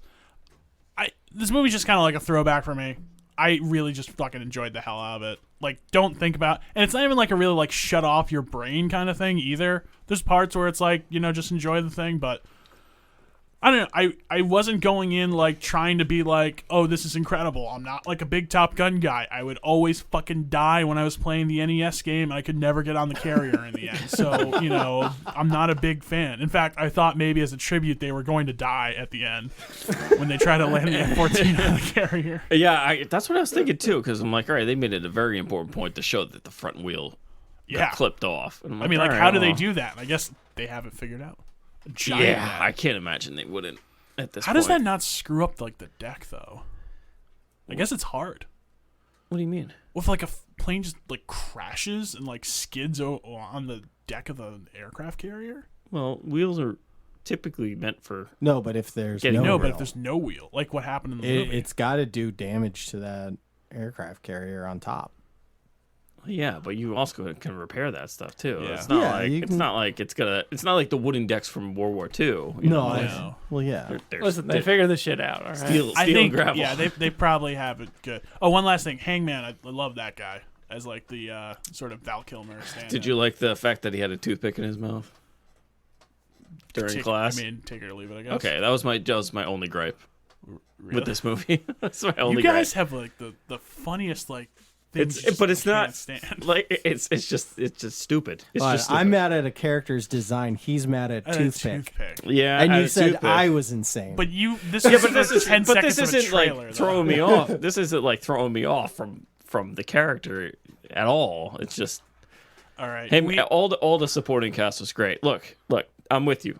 This movie was fantastic for what it was. It was just a summer Yes. blockbuster. I got my popcorn. First time I had popcorn in the theater in at least 6 years. Ooh, buddy. Yeah, I splurged. I even did the butter drizzle all over. This the is top. definitely yeah. the best version of what this movie could be. Like, Yes. bar none. Like, this is Couldn't be not a any 10 out of better. 10 movie. This is a 10 out of 10 sequel to Top Gun. Absolutely. This couldn't have been. Honestly, this couldn't have been any better. And the fact that you realize that, like, oh, this is all real. All those reactions Yes. in the cockpit are real. Like, these are actual planes doing the amount of G's with the And you actors can- and actresses yeah. in this. Like, this is. You can tell. You can tell. There's no. I mean, the CGI in it, but there's nothing. That's it. Like the Right. bombing of the airport, whatever it was. That's secondary to everything else that you're seeing. Yeah. It was just I was actually edge of my seat, like twisting and turning in the final, like the up and down thing, Yeah. like edge of the seat. And I usually don't get that. No, it's really good too. Like they like explain like 20 times what the mission is, but it's so you understand it and it's not like an incoherent mess like Yeah, you you- get in other movies. Yeah, you need to get. I mean, you just have to accept you're not going to know who the bad guy is. Well, yeah, but Whatever. it doesn't matter. It's like Insert like superfluous. overpowered, fighter jets that. I mean, in Right. reality, would never happen. Right. Now don't try to figure it right. Yeah, exactly. Don't think too you don't hard think, in that and you don't respect. like he's just because he's promoted team leader. The fact that nobody else has actually made this practice run makes them all able to. Just because he Right. can do it, that doesn't make any sense to me Or either. the fact that some of them have 2 pilots and some have 1, and it's like I never understood why not just have all. that doesn't. I don't know. I think it's just the layout of the plane. Okay. Whatever. Look, it had to be Rooster and Maverick at the end trying to get out of Iraqistan or whatever. yeah. Even though it was a very wintry setup. That's right. Anyway. That's right. I forgot. It's like wicked sunny, no snow on the ground. They just crash, and there's snow everywhere. No. Anyway, okay. They changed time zones. Let's give it a score. I'm curious to see what you yes, put it please. It's not a 9, but it's 8.9. as. Yeah, 8.8. It's I think maybe one of the easiest to recommend movies I've seen in quite some time. By far. I The was quintessential action movie. Very surprised that we didn't get any 9s. I was calling it hours ago that you guys. It's one not- of you were There's, at least gonna there's give it a if 9. they, Came close though, Chris. You came close. yeah, it's not. It's not Wonder Woman. It's but not like no, definitely not. It's not. I don't want to say it's not cinema, but it's. I don't know. It's just something. There's It's the something. best. Yeah, no, it's like top. It's like the best you can make an action movie, I would say. Which is like a 9. Like that's like where it tops out. I mean, yeah. I don't know. Just there's. I don't know. There's just something holding me back. Like I can't do it. I could if I was. And look, this is one of these movies where if you're a fan of the original, like really big fan, it's not one of those. Oh, I can tell you're overhyping this. You're gonna like it less. I can tell you now that you will like this way more than you think if you're a fan of the original. So I think I texted Ryan this, but he will love this movie. Yeah. He will absolutely love this movie. No, it's like significant. Like I would say the original for me is like a 7.5 or something like that. Yeah, I'd even go a little bit lower Yeah, than that. maybe even lower. There's just a lot of extra in that movie that you don't need, and this just trims it all. It's a weird thing to ask right now, but we're almost 6 months away from our year in review. Do you think at all that you guys will look back at this in 6 months and say, yeah, maybe this was a little higher than it should have been? No, I really don't. You think this is going to stand? I think this is going to stay. I think this is probably a top 5 movie for me. This might grow for me. Okay. Especially I mean, I'm willing to go see it on IMAX. Yeah. But if we go see it on IMAX and if it gets better because of all that, then I can when see like this John staying Hamm number comes one. off the screen and It's like, with his giant They hands. don't do 3D, right? No. What other contender would be for best movie? Like I hear big like blockbuster this well, year. the other movie that for me is up, which is like a totally different movie to ingest, is Everything Everywhere All at Once. Well, that But like I this, mean, this I sort was of trying like, to. I couldn't possibly compare the two. No. It's such a different In this vein, I'm trying to think of things that are coming out the rest of this year. And So I can't nobody has an really award think. that What did looks like we- a butt plug. Do you have Ambulance on there? What you gave it? Because this is an Ambulance. This is like actually good. I think you gave it like a 7 and change. I want to say. I think it was higher than you Was with it the higher? ambulance. Was it too. like There might have been an 8? low 8s. I don't know. I could pull it. This up is good. somewhere. You would. Some people might not like Ambulance. This one is like there's really no winking on this one. This is like legit. Right. It's just really like it's. John, you gave Ambulance an 8.3. It's really good. This movie's really good. It's just really good. Yeah. No Yacht Rock, so that's probably what the 3 points, the extra 3 was. Okay. All right. Way too long here. Yes. And Obi-Wan. Yeah, you guys went almost a half hour on that. I like know, I but said. it was so. It was worth it's like, it. It was honestly, super worth it. It's probably the movie of the summer for me. So far. No, But I don't know what what's else? gonna- What else would? maybe we have I don't know. Thor? Jurassic World Dominion coming up. Oh my I mean, God, Black Phone. I can't take I can't take another Dominion fucking trailer, dude. Oh my god, it's just like gonna drive me insane. Because it's the same trailer, and they've been driving it down our throats for the past like 3 months. No, I'm just like so sad. Lightyear eventually is coming out. No. I mean, Honestly, you never know. It could be just out of the blue. This movie's amazing. Go see it. kind Well, of movie. we'll see. I think it's got a tough one to eclipse. All right, let's talk about the other Obi-Wan. other part 1A TV event of the weekend. Obi-Wan, the much anticipated, long rumored, at one point was a movie, is now a 6-part TV show. Yep. 2 parts debuted on Friday, 1 yesterday. So we're halfway done of a 6-part show. Yes. So far, So far, this I'm movie... very curious to see what everyone Yeah. feels, because I feel like there's no clean answer on So this one. this show is the understanding that I have of the plot, which I feel like 3 more episodes. Yeah, it'll be wrapped up in 3. Is Leia Organa is kidnapped, and Obi-Wan is brought in by Bail Organa to rescue her, and it's him making his way back to Alderaan to bring her back. Right. It's pretty much the plot of this show. Seems sure. Can we get reactions? I'll go first. Guys, the show's really not that good. Really? Okay. It's the first 2 episodes. Absolutely not. Absolutely, I've checked out. Checked out, dude. All right. I that's struggled fine. to even hit play on the 3rd one. Okay. But the 3rd one picked up a little bit. Like it actually brought me back in. So I'll give him that. Okay. I'm going to be honest with you. I was really not feeling the first episode. I was a little bit more brought into the 2nd episode. And then the 3rd episode, I was just like, oh, okay, whatever. Okay. It's like, Yeah. it's not bad. It's just like, I mean, Yeah. what do I care? I mean, but the thing that to me really like puts like a scar on it is that this doesn't add anything.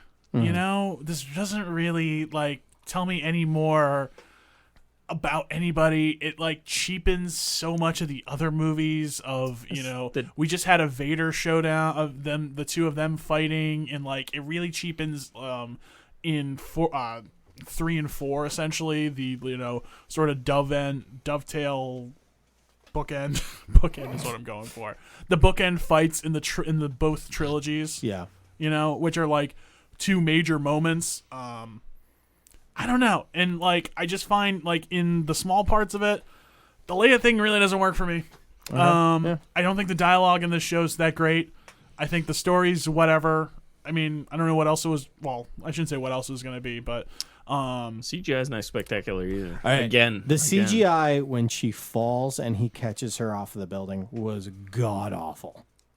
When she's floating, she's holding by like her hand, and she's like, "Save me!" It's like it's like Lost City bad CGI, like the background. Okay. It's bad. See, I didn't think that. I thought it was more of as the first or second where he's like riding the Oopie. Yeah, I'm just that looked fine to me. It's See, not that hitting well. That looked fine to me, CGI wise. I think like in totality, it's just this sort of feeling of like we're on a set, and like you don't really like only now that like I've watched so many, not only like The Mandalorian and Book of Boba Fett, but also like the makings of that. Like I'm sort of like, oh, okay, but like I was shocked when I found out that's how they filmed that. This one, I'm like, okay, I guess we're on a set, and some of it too is like, okay, we're running across rooftops. Yeah, and, like, For 6 minutes. Right, whatever. I mean, that's always going to be a set. Almost anything in any movie set in any universe. Yeah. Let me just get back to Leia really quick. I just never like got the read that she would, as a child, like necessarily be anything like that. Of just like super over the top, like precocious, and just like Adventurous, rebellious. Really, just a little too. I got that vibe Yeah. with Leo. So Yeah. why not? I mean, she starts the rebellion at like 15. So she don't started think she in the started. first one. I'm pretty sure there's like 20 movies saying that she didn't start the Hold rebellion. on. Where did she? So- Did she truly start the rebellion? It depends on. We're not okay. talking. Books are not canon anymore. I'm not talking books. In Force Awakens, she's one of the founding members of the rebellion, which is kind of considered canon. But other than that, you don't the closest you get to the foundations of the rebellion is in a deleted scenes of episode 3 where like Mon Mothma's with like Bail Organa and a bunch of other senators, where they sit down and they start talking about, oh no, this is going to become a dictatorship. It's going to become an empire. What are we going to do about it? Like that's the closest we've come canon wise to the establishment of the rebellion. Yeah, or in Rogue One, where it's like almost the same sort of. But the scene. rebellion already exists. Yeah, it already exists by that point. Yeah, Rogue One, it already exists. Yeah. So technically, there's no actual proof that she started it, aside from a reference in the no, it's not even Force referenced. Awakens. It's not referenced. It is shown. In the Force Awakens. Yes. Like When the Not Force in Force Awakens. Force Unleashed, the video game. Oh my God, that's even worse. but like Okay. but also just like she'd be precocious and all this is like that's her entire character throughout the Right. entire original That- trilogy.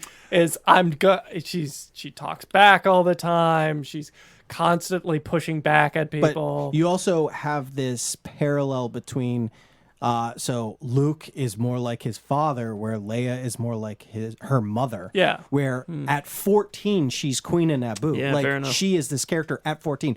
Leia is 10 in this, so that's 4 years away. That's a good reference. I like that one. Like he even mentions that. yeah, like, I mean he's Does it make sense though, because they weren't Yeah. actually raised by?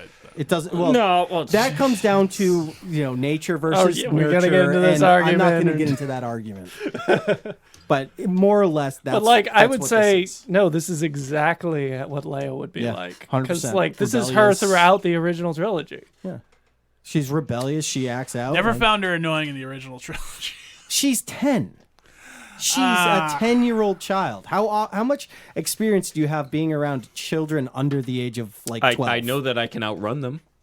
Unlike yeah, unlike 100%. the not the robbers, the kidnappers who try to do it. Oh yeah. Listen, the guy was gonna get her But then he realized he had to give it away now. Yeah. That was Flea That from was the weird, Red right? Hot Chili Peppers. Like, that took me several days to figure out. I saw him like, Wait, who who is that? And I couldn't find it. The basis for the Red Hot The Chili guy who Peppers. dies. Yeah. Yeah, that's Flea. That's funny. Yeah. Oh boy. It He's took me in honestly. many movies. There's a lot of Days weird. to There's a figure lot that of out. like weird chase. I'm starting to note it. Like now that we keep discussing, I'm like, there's a lot of weird like chase scenes that are happening here. It's like that thing is weird, and the fact that the girl was jumping over the The rooftops. parkouring for the parkour. entire Yeah, episode. the whole episode. That she's just definitely doing that definitely felt like there was a B plot in there somewhere we cut. There's 100% a B plot so- with her whole thing, so- which I could really just skip over. I want to get into the third sister boy. as a character. Yes. So she kills the head Inquisitor, High High Inquisitor, and her whole goal is to stand by Vader's side as his apprentice, I guess. So it's this weird thing where I feel like what she's doing makes so much sense, where she's like, I know where Obi-Wan is. Let's go get him. And everybody else is like, nah, that's not your place. We'll get to him when we get to him. She's like, no, but I actually know the exact location of him. But then at the same time, she's just like, she's so dumb and stupid and like annoying as like a villain, where it just gives me Anakin from the prequel vibes, where she's just like complaining all the time, and like, but it doesn't help that everyone around her is just so inept at their job. And just like the most generic bad guys Oh yeah, imaginable. yeah. So I believe what we're saying here is this feels like it was written by Lucas. Yeah, Sam, honestly, close. I think you put it really good. Well, what did you say? It was a tribute to the prequels. Yeah, it was like weirdly a tribute to the prequels with the dialogue, where it's like, ooh, this feels like very dialogue-ish. Yeah. Sorry, and equally it's really dialogue. not good. in defense of that argument, it is technically a linkage between the original and Right. the new. Yeah.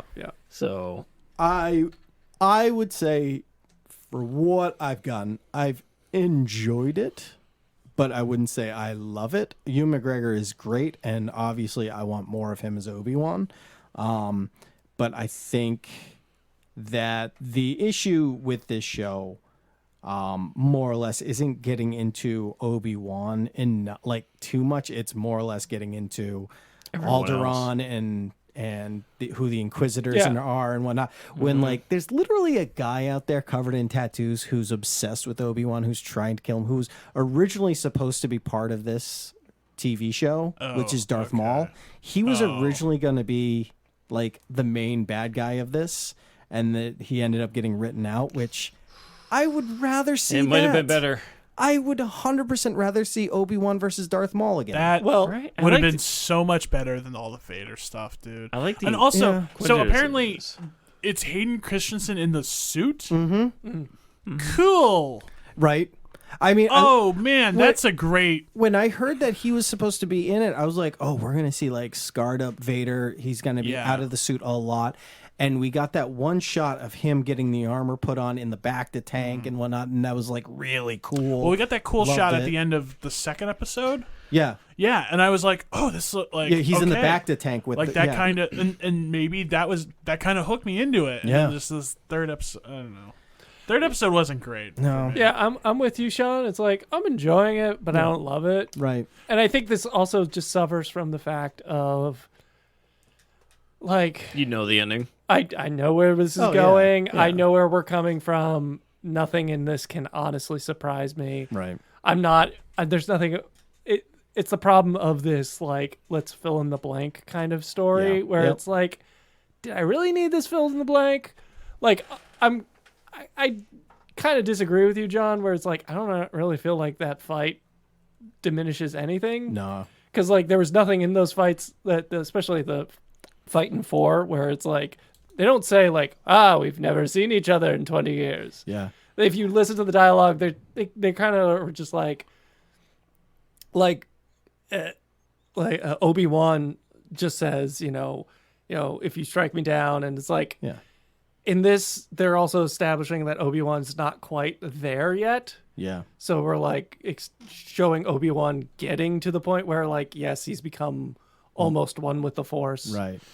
This one, it's so it's 10 years later, and the way I see Obi-Wan is he's gone into hiding. He's jaded and broken. Yeah, he's definitely broken to the point where he struggles with the Force.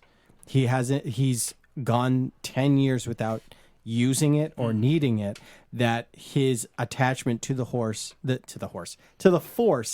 is broken. And I mean, I remember watching the first two episodes. As Yoda said, if you don't use it, you lose it. Yeah. And he went.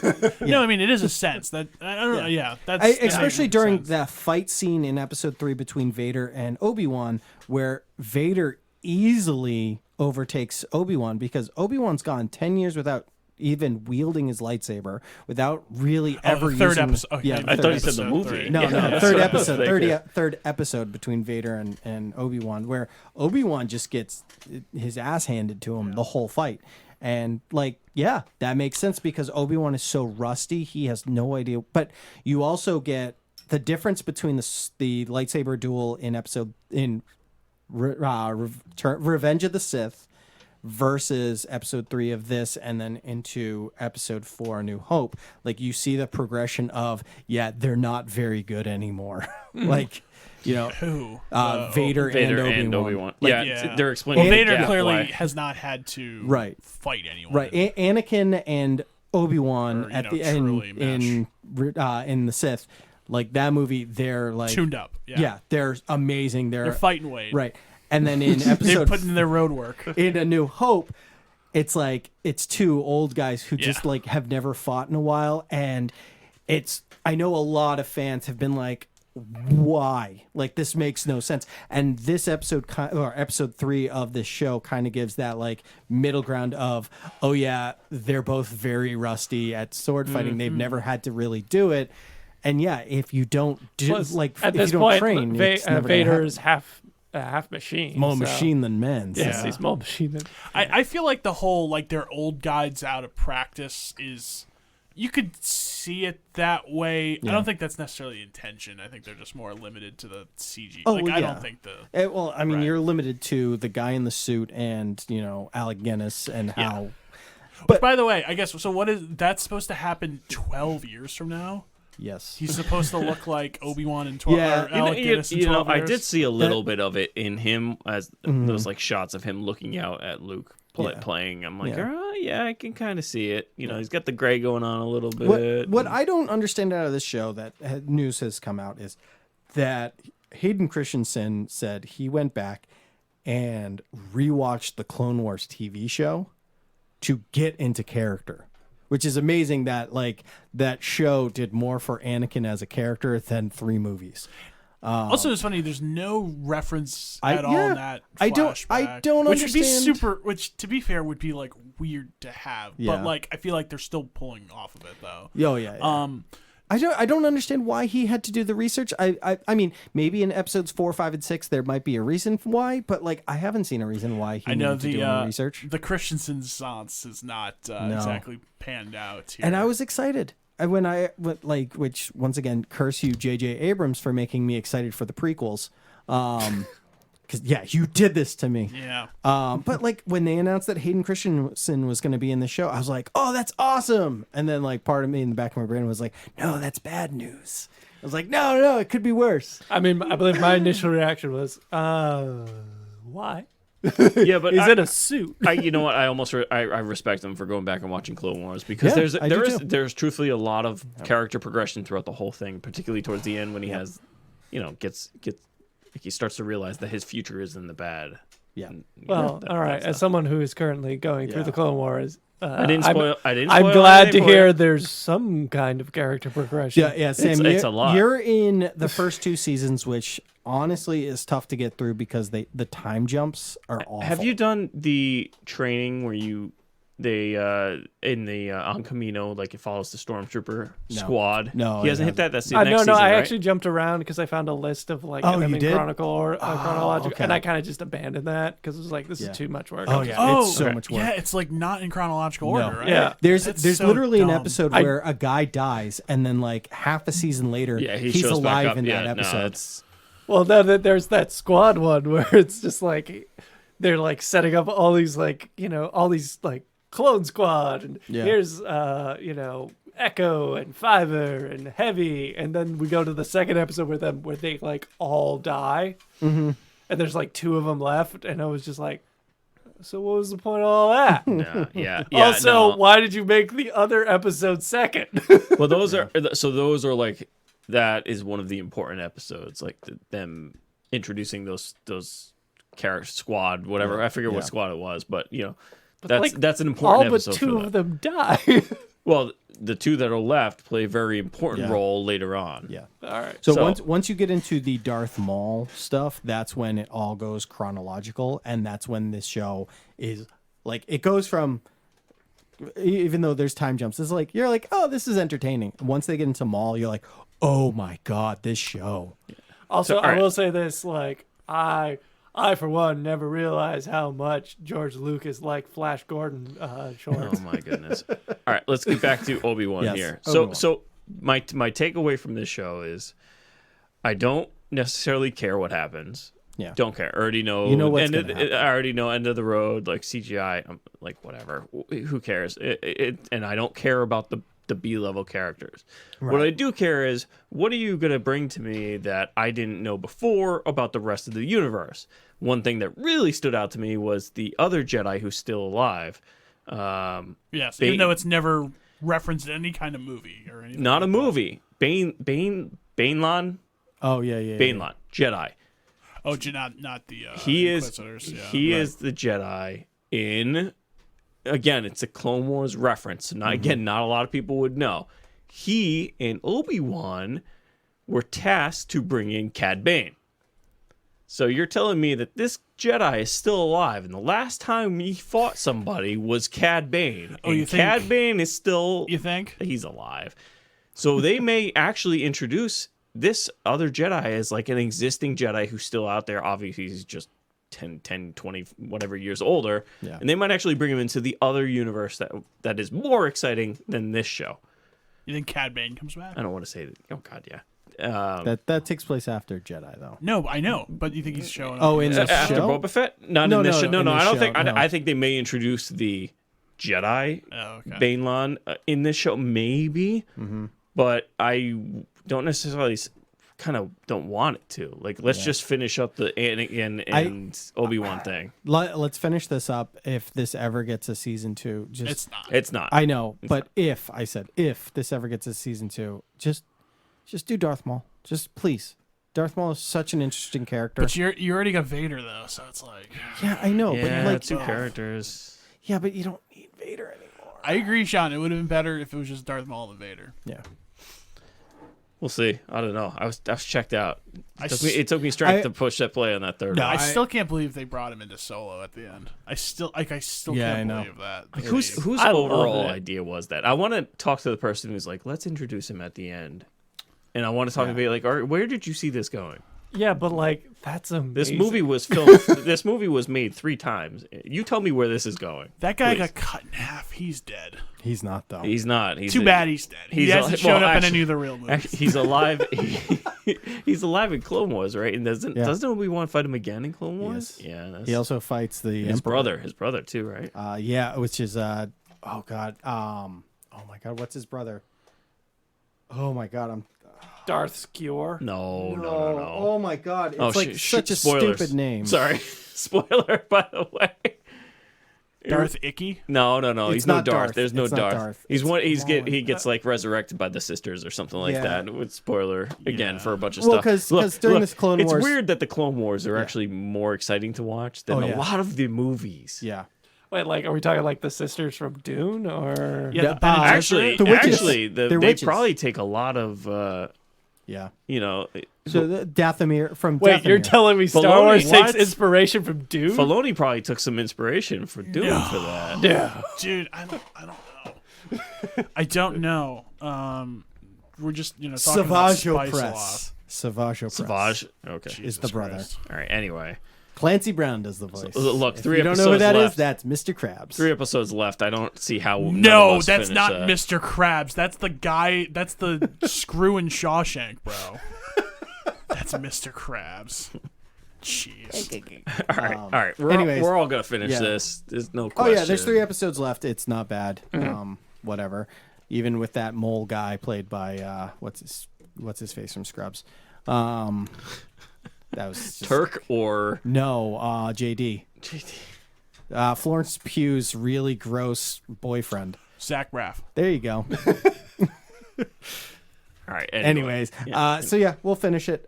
Finally, I know we're going long, but Stranger Things also came out this weekend. So yeah, so unfortunately, John is yet to actually watch it, so he's gonna step out. John, will you please leave the studio? Yes. Would you please leave? Or only doing this because I'm going to watch. I just haven't yet. Yeah. There's been a lot on, guys. It's been a busy weekend. as And you I can will see. step away because I have not watched this, and I need to Oh pee. my goodness. Of course, Sam needs to pee, and of course, Sam doesn't watch it. Jeez. Anyways, Do you have any intention of watching it? I watched the first episode Yeah, he's- years ago, or first couple So episodes. that's a no. I was not interested, and I just never hopped onto this train. Okay. Can I real quick? Yep. Thumbs up, thumbs down. This season. 2 thumbs up. Okay. Yeah. I feel like that's been the vibe, And I'm glad. yeah. Glad because it was losing me. So and so we will see you guys later. Thank you for yes. being here, and now without further ado, Stranger Things season 4. So, We're gonna do spoilers. heavy spoilers. Also, I lied. I'm still here. Yeah. So Where we left off. Yeah. So Where we left off. Where we left off. Hopper is dead. He blew up in that explosion under the mall. Mall Will is 11, destroyed. the Byers family in 11 left. They left Hawkins. They were removed by the guy from Mad About You. Yep. That head doctor guy. Sent on their way to a That's different it. Then we town. progress to the next year of school when they're all 4 years older. Yes. Well, okay. And apparently yeah. there's nobody in college. For some reason, I thought they actually went to college. So Steve is one. Graduated he college. graduated. Graduated high school. I think Nancy is Senior. technically a senior, and so is Will's brother's character. I think he's also in high school. I don't remember. Which so I can't fault this because COVID kind of got caught up in it, and so obviously they're 4 years older. But if this was a normal schedule, it would have probably been released in late 2020, maybe early 2021. But it kind of got hurt by the production schedule of COVID. So plus we only have one season left of this. So I can suspend my understanding and just be like, whatever. Yep, Because they're all they in high school. they Yep. refer to them all as freshmen. I'm like, they're not freshmen. But you know what? This is the 4th season. We've been on this ride for a while. Yeah, let's just accept it. Yeah. I mean, it's Exactly. not I'm assuming it's not like Riverdale. They're freshmen. Right. No. sort of deal. No. Yeah. It's like previous movie Top Gun. There's going to be a dogfight. Just accept that there will be one. Just accept what this is going to give you, and that's fine. As long as you accept that, that's fine. If you're going to get hung up on their ages, guy, this is the 4th season of the show. It's taken some breaks in between seasons. Whatever. Just let's wrap it up. But in this episode, we deal with bad guy whose name I always forget. It begins with a V. Vecna. Vecna. That's Vecna. it. Vecna's Thank the you. new bad guy. He's the I know that because he's a bad guy from Dungeons and Dragons. Well, yeah. Well, that's where they get all their names Yeah, all from. their names are from D&D. The Demigorgon is also from D&D because that's kind of what this show. Is there a Tiamat or No, there's not a Tiamat? no, not that I know of. Well, there's a mind flayer, The Mind Flayer, and then Demogorgon. Demigorgon. So it's it goes Demigorgon season 1, Mind Flayer 2 and 3, and now Vecna And now Vecna. is the bad of this one. And And then we get a Demogorgon in this one, too. we did have a Demigorgon come back. But So, just... I don't want to recap the whole Yeah, thing. no, We're doing 1 absolutely through not. 7 here. yes, So, first impressions here. It still falls into the same likes and dislikes that have been carried throughout the season. Okay. I truly don't care about 11 or her backstory.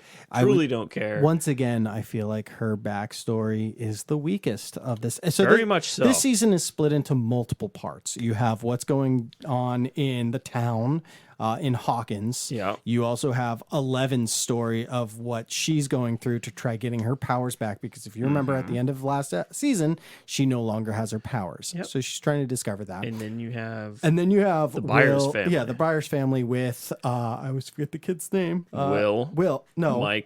Mike, that's it. So it's Mike, Will, and the brother, and then the stoner friend. and the new stoner friend. What do you think about him? Love him. Absolutely love him. Spot on. So it's Spot on. Just give me. is- Yeah, I'm I'm just prejudging all Californians that they look and sound like that. Just this give it show, to me. I don't care. This is so spot on. doing like a overall like of this show. Anytime they've introduced a new character as a main character, not like when 11 decides to go find her sister in that one episode. Yeah, the thread that will never be pulled again. No, and they'll never go back to that. I'm pretty sure they're just going to be like, oh yeah, that never happened. It was all a dream. But every time they've, him, you have, what's her face from last season? Ethan Hawke's daughter, Maya Hawke, her character was introduced last season. Her friend, Steven's friend. Yeah. The Platonic with a P. what's her name? Or capital P. Anyways, but like every time they introduce somebody new to the show, or Max in season 2, I've been like, yeah, I feel like it works, and that stoner guy definitely worked, and I was very happy with him, and even the dungeon master from the Hellfire Club that they introduced in this episode. Right? He's fine. Like Right? I enjoy his character. It's awful. And this is the criticism against the show. It's awful that the new characters that you're introducing, I'm actually finding more fun than following the old main characters. I feel like because those character arcs have been over, like, and we're done. And so now we're getting new characters and they have interesting arcs. They all come from different types of background. Like, Robin, that's it. Yeah. Thank you. Sorry. I'm gonna keep the character list up please. because who's the new guy? Who's the new guy? Not the stoner guy, the Hellfire Club guy. Give me a second Oh here. boy. But like even his like story where he's like 20 like a senior in high school, but Joseph he's 20. Quinn, Eddie Munson. Eddie Munson. That's it. Yeah, like they bring that up. Like he's obviously older than everyone else, and it's because he's been held back so many times. But he's still in high school and he's still like rebellious. But this season definitely relies a lot on the hysteria that came about from D&D in the 80s, where it's a cult. They're satanic worshipers and whatnot. Like this. Oh, yeah, this they season, brought in religion. well, I mean, the thing. but that's how D&D was looked at in the 80s. though. Yeah, sure. Yeah. Like it was a satanic cult where they sacrificed whatever. people. I Ironically just enough, that's how like D&D got like really popular. Right. Yeah, is because of and all the granted, there's negative only 2 publicity. episodes left, and they haven't like truly three. quote unquote lingered on it. It's 2. Is it? No, I thought it was 9. 3. Oh, is it 8, 9? I thought it was 8, 9, 10. Anyways. No, but they haven't like quote unquote lingered on it. So let's just keep it that way. Let's keep it at arm's length. Okay, Right. it's there. You've already made it a part of the thing. Let's move on. Yeah.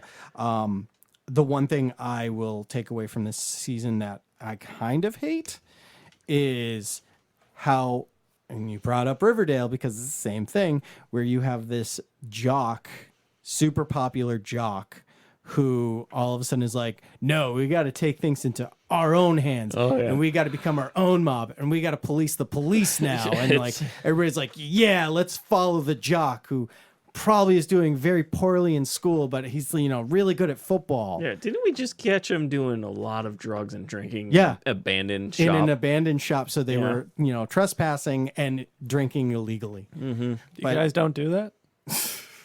Not in boarded up stores. That's the best place to do it. Oh yeah, you're right. There is 2 more episodes. Okay.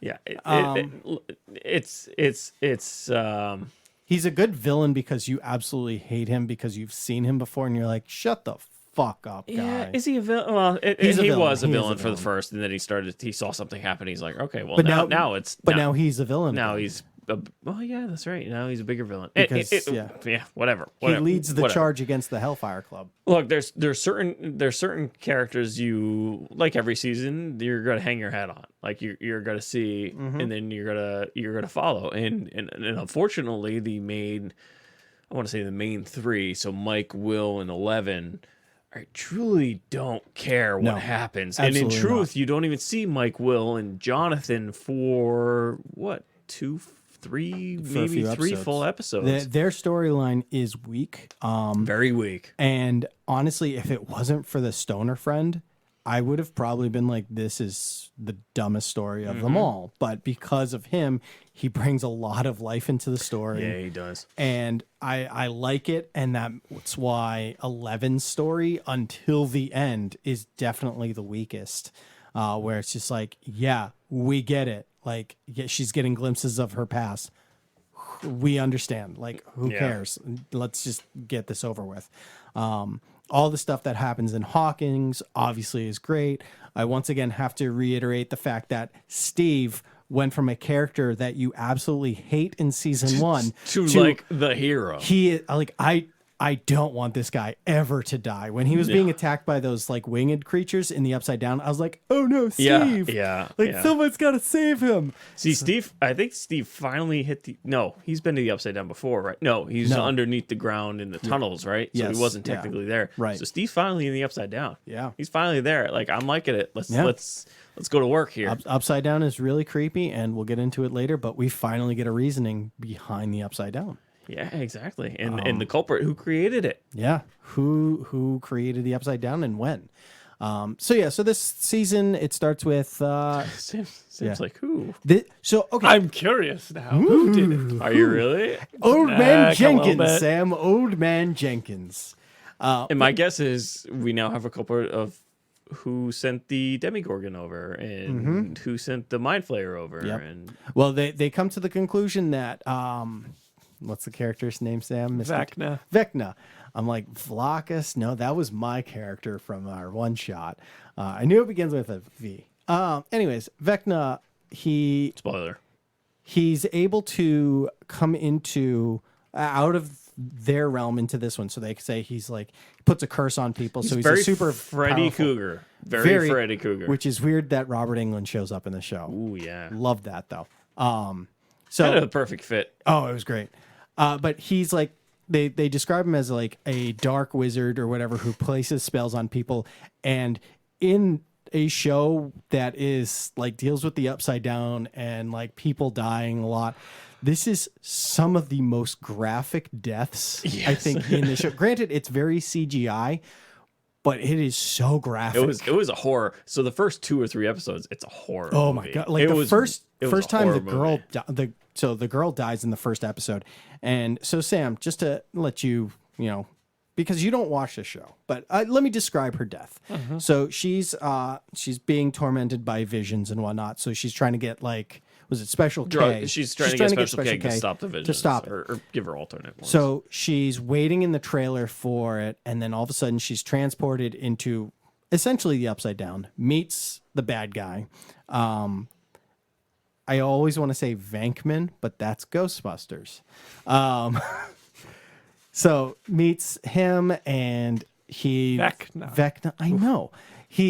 So he like possesses her and then like murders her, I guess. He's like, you're gonna join me now. And so in the real world, she starts levitating, and you're like, oh, that's pretty cool. Then every bone in her body decides to break one at a time, twisting her into like a pretzel. Yeah. Her jaw snaps, so she's got like this kind of look to her, and then both of her eyes just explode. It's very like Japanese girl horror movie. Yeah. Like very It's Grudge style very, bone like, twisting. Oh, like the bone cracking and like the popping of the eyes. That was freaky. That was freaky. Yeah. So like that's when I was like, all right, show, you got my attention. Yeah. That's what it was, a horror movie. So Yeah. me and my wife were watching it, and she was genuinely afraid. And I'm like, that's right. This is getting like good. Yeah. Which, I mean, I'm not saying that the last 2 seasons were bad. But No. the fact that they introduced this and it was just so unique compared to the other like 2 seasons. They took a few things up a level. Yeah, definitely raised Maturity it up a level, Yeah. horror scale. Yeah. It was interesting. They raised the stakes too. Yeah. Right? They raised the stakes. Yeah. Yeah. Even though you didn't think it could be that way, they definitely raised them. But look, it's a show right now that I could not stop watching it. No. Could not stop watching it. And it's been a while since we've, number one, been able to binge anything right in a row. Yes. And number two, that I've found a show where I've actually wanted to do that. Yeah. And this is one of them. And they have nailed me with like some 1 a.m. nights, some 2 a.m. nights. It's not. This has been some late nights watching the show. Yeah. And it's like an hour and a half per episode. Oh my God. And that's hurting, but it's so and it's good. not hurting, but it's worth it. It's worth it. But I'm like, at the It's same so time, like, worth do I it. really want to get 4 hours of sleep before work? Right? Yeah, it's worth it. It's worth it. Right? Okay, so Sam, if I was to sell this to you, I know you hate 80s, like, hey, it's the 80s, look at us, we're the 80s kind of stuff. I mean, I don't like it when shows, movies lean on nostalgia. Right. So this show, I can see you looking at it and being like, seeing like, oh, season 1 definitely leans on nostalgia a lot. Because at times I feel like this show does, where it's like, hey, it's the 80s. Do a lot of coke and vote for Ronald Reagan. That is a deep cut to Mystery Science Theater 3000. I was gonna say, the if you show. got that reference, good on you. Yeah, you are now our favorite person. No, Not but so much to the 80s references this season. no, I would say like there's like bit parts. That Mrs. Wheeler's hair, though. Oh my God. Phenomenal. Oh my Phenomenal. God. When she goes from like certified MILF in season 3 to like this in season 4, I'm like, oh God. Like, yeah, that's the hair, but like, Still the same. yeah. Still the same. And the dad is just like, oh my God. It's too spot on. He's just miserable. He's the kind of dad, Sam, that would be like, I hate my life, but I hate everyone else more. Like, that dad, where he's just miserable all the time. Like, and they're in the basement of the Wheeler house, or just his house, and he's like, they're like, the mom's like, oh, I'm so glad, you guys are all hanging out together, and everything. And he's just like, I just wish you would do it at someone else's house. Like, he's that kind of dad, and it's like he's reading the paper at the table for breakfast, and Dustin comes in and like takes all the toaster strudel or whatever it was. I think it was pancakes or something. He just like takes them all. And he's like, "Oh, you're gonna eat us out of house and home." I see, like something stupid like that. And it's like that's this dad, and it's just like, oh my God, it's so great. He is a great character that has maybe 5 lines a season. Yeah. And Dustin, I have to admit, I'm liking Dustin's character a lot more. He's taking the... He's always been a great character. He's always been good. Especially when you team him up with Steve. It's weird because he takes this... It's like a different turn where he was originally like, I'm essentially nerdier than everybody else. Mm-hmm. And if you don't like it, that's fine. And I won't make a fight for it. But now it's turning into, yes, I'm nerdier than everybody else, but I'm just going to make fun of you because of how stupid you can't connect dots. Yeah. And he takes this almost like sarcastic kind of, not bullyish, but you know what I mean. Yeah. And I love that kind of progression for him because he becomes such like this anchor that is, he's like our go-to guy. He explains things now, not anybody else. He has just to him. explain it for the Steves of the world. Yeah, Steve and Robin from season 3, where they're like puking in the bathroom after the movie because they take LSD. Yeah. Like this is what he has to do to a bunch of people. Yeah. I know a lot of people have been very upset with the role that Will's brother has taken, Jonathan, where it looks like he and Nancy are about to break up. Yeah, the relationship stuff. I'm looking at him like, all right, this is the writer's choice, not the actor's choice. Why are you taking this up with the actor? Like, it's not his fault that like they're drifting apart. And plus, part of me, I want Steve and Nancy to wind up back together. Like, yeah, but it's gonna fall into that same situation where, Jonathan is concerned because he doesn't want to hold her back. Right. And it's going to be the same thing. Like, Steve doesn't have any prospects for really anything. He's going to be Hawkins bound, and she's bound for, I think it was Emerson was her shirt. So, yeah. Her college shirt. I mean, like, she's going to fall into that same thing. Right. Whether or not they hold each other back, that's a different story. But Right. Like, I don't necessarily like it, but at this point, just... I'd prefer it. I don't... Like, whatever. Yeah, I don't care. If she was to wind up with anybody, or they were to wind up with anybody, I'd want it to be We're going to go spoiler alert here. We don't actually know if she's going to make it. Right. Yeah. So the end of the last episode, she speaks to insert Sam Vecna. Because I'm sorry, like my brain is giving me every V word except for Vecna. Listen, if you watch Vox, keep watching Vox Machina, he'll come up. All right. So Vecna, like she goes into who he is, which is a great sequence played with Philip Glass's. Oh God, always forget the name of that song. One from Watchmen, by Philip when Dr. Manhattan is created. Mad World? No. Philip Glass. Philip Glass was a composer in the 80s, I want to say, and he did like a film where it was about like the deterioration of like urban homes or something like that, and it's just like that.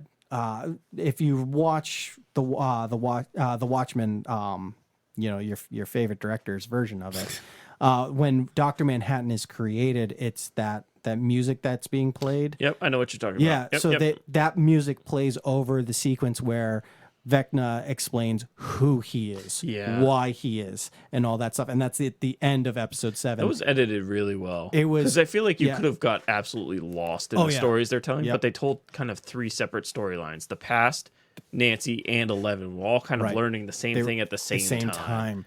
So it turns out that the establishment that had 11 in it, the this mysterious one, the original, who's no one has seen in forever, turns out he was just an orderly at this facility with like a chip in his neck controlling him. An inhibitor chip. Chip. I mean, we've seen it in Halo. Come on, but guys. theirs is in the back of their back. It's in the right spot in this. That's all I care. Look, for the longest time, you knew he was one.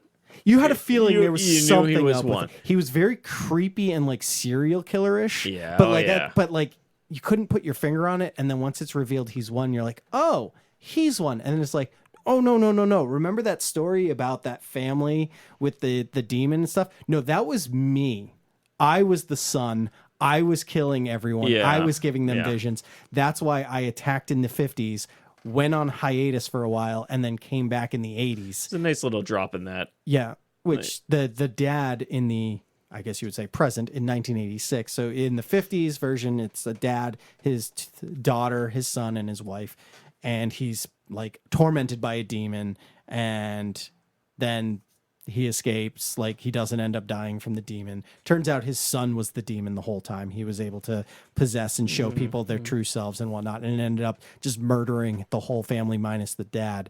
And in the 1986, it's played by Robert Englund, who is known as Freddy Krueger from the Nightmare on Elm Streets, which was real. I thought he did an amazing job. I know he's actually a well-trained actor in real life, not just like showing up in bit parts in B-rated like horror movies. Zombie strippers. Yeah, pretty much.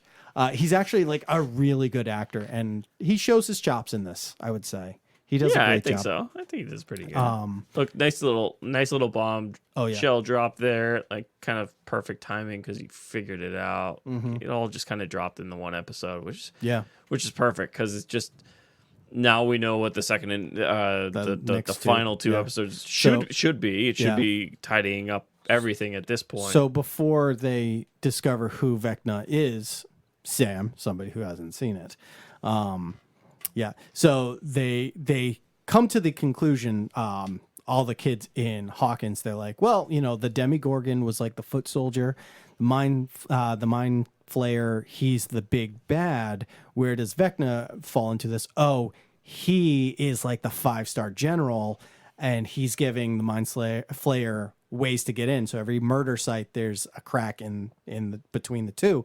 But it turns out at the end of the episode is no. What happens is when 11 finds out that he's this bad person killing everyone, he ends up killing all the other kids just for 11. They have one of those kind of mind fights, and she overpowers him, and then like kind of disintegrates him into the upside down, and she creates the upside down in that moment where he gets becomes part of it, and so the upside down is him, and he is Vecna, so he is actually the big bad controlling everything in the Upside Down. Yeah, so it should be a decent showdown Yeah. that nobody's going to really care about because it's 11. And I mean, I like 11. It's just every storyline they try giving her is just dumb. it's her story. It's her writing that's not really great. And Yeah.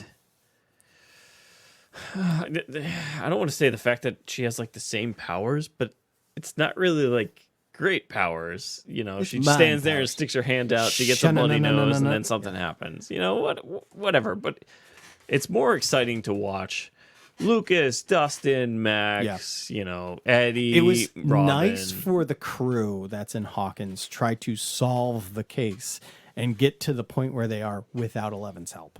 And they mentioned exactly, and they get pretty far, and Yeah. they get pretty far, and it's nice to see the. I mean, I like the whole Russia side of things with Yes. Hopper and Joyce and Yep. Murray. Like Murray, that's so kind of Brett- great too. Brett Gelman is the actor who plays Murray, and he's hilarious. Yeah, nailing it, Loving his nailing character. it. Yeah. But like I'm almost upset that they spent too long in Russia. Yeah.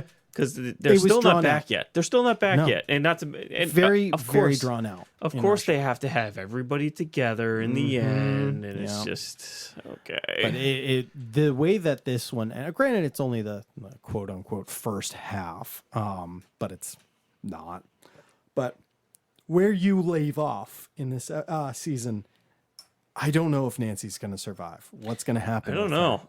We're gonna lose some. Steve We're gonna is- lose somebody. It does look like they're all going to be back in the. Did you watch the Next Time on Stranger Things trailer? It looks like did they're I? all going back into the Upside Down, Okay, like the Hawkins people. I figured. Yeah, I figured. which I'm like, yeah, sure, awesome. Super excited about that.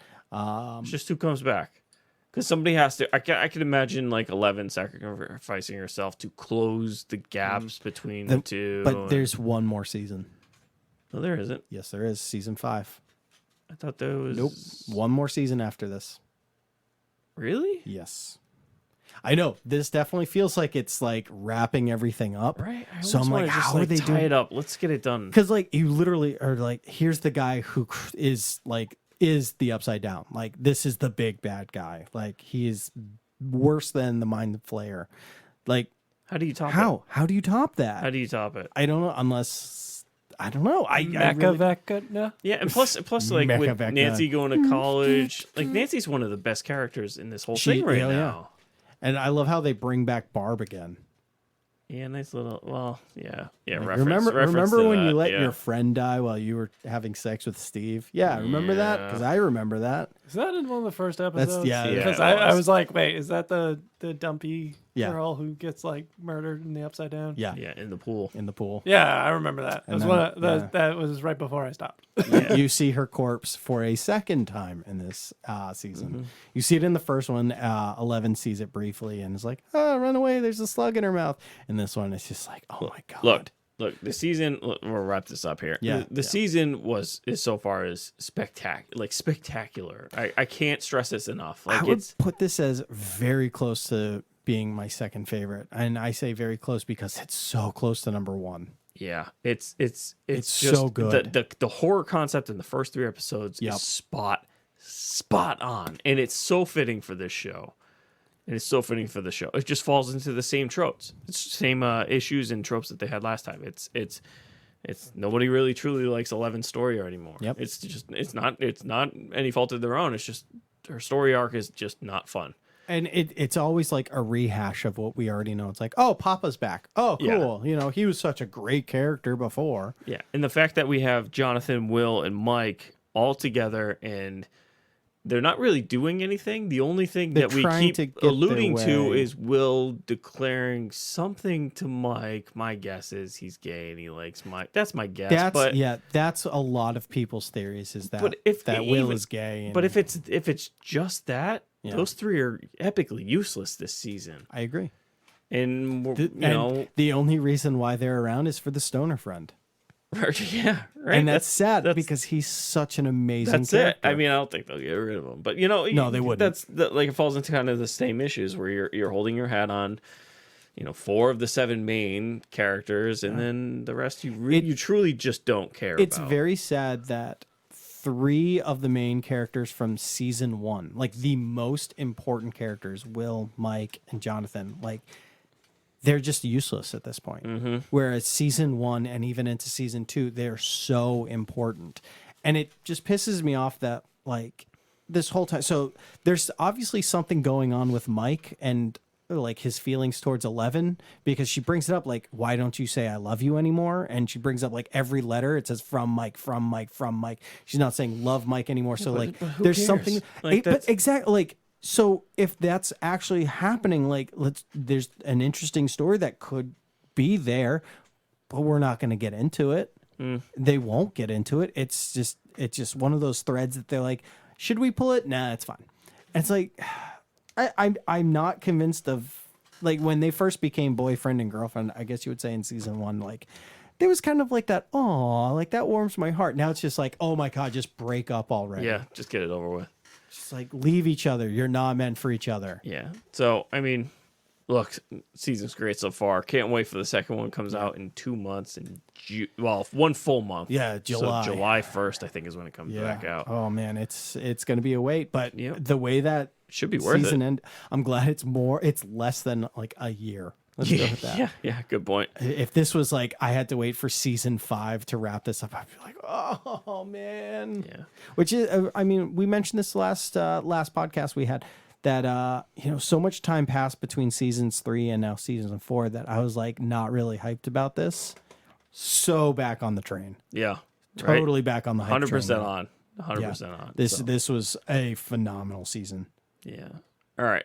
Let's wrap it up. So if you like all of our episodes, you can find them on Podbean, iTunes, and Stitcher, all for free, and the usual streaming apps as well as YouTube. Next week, I believe we're going to do TBD.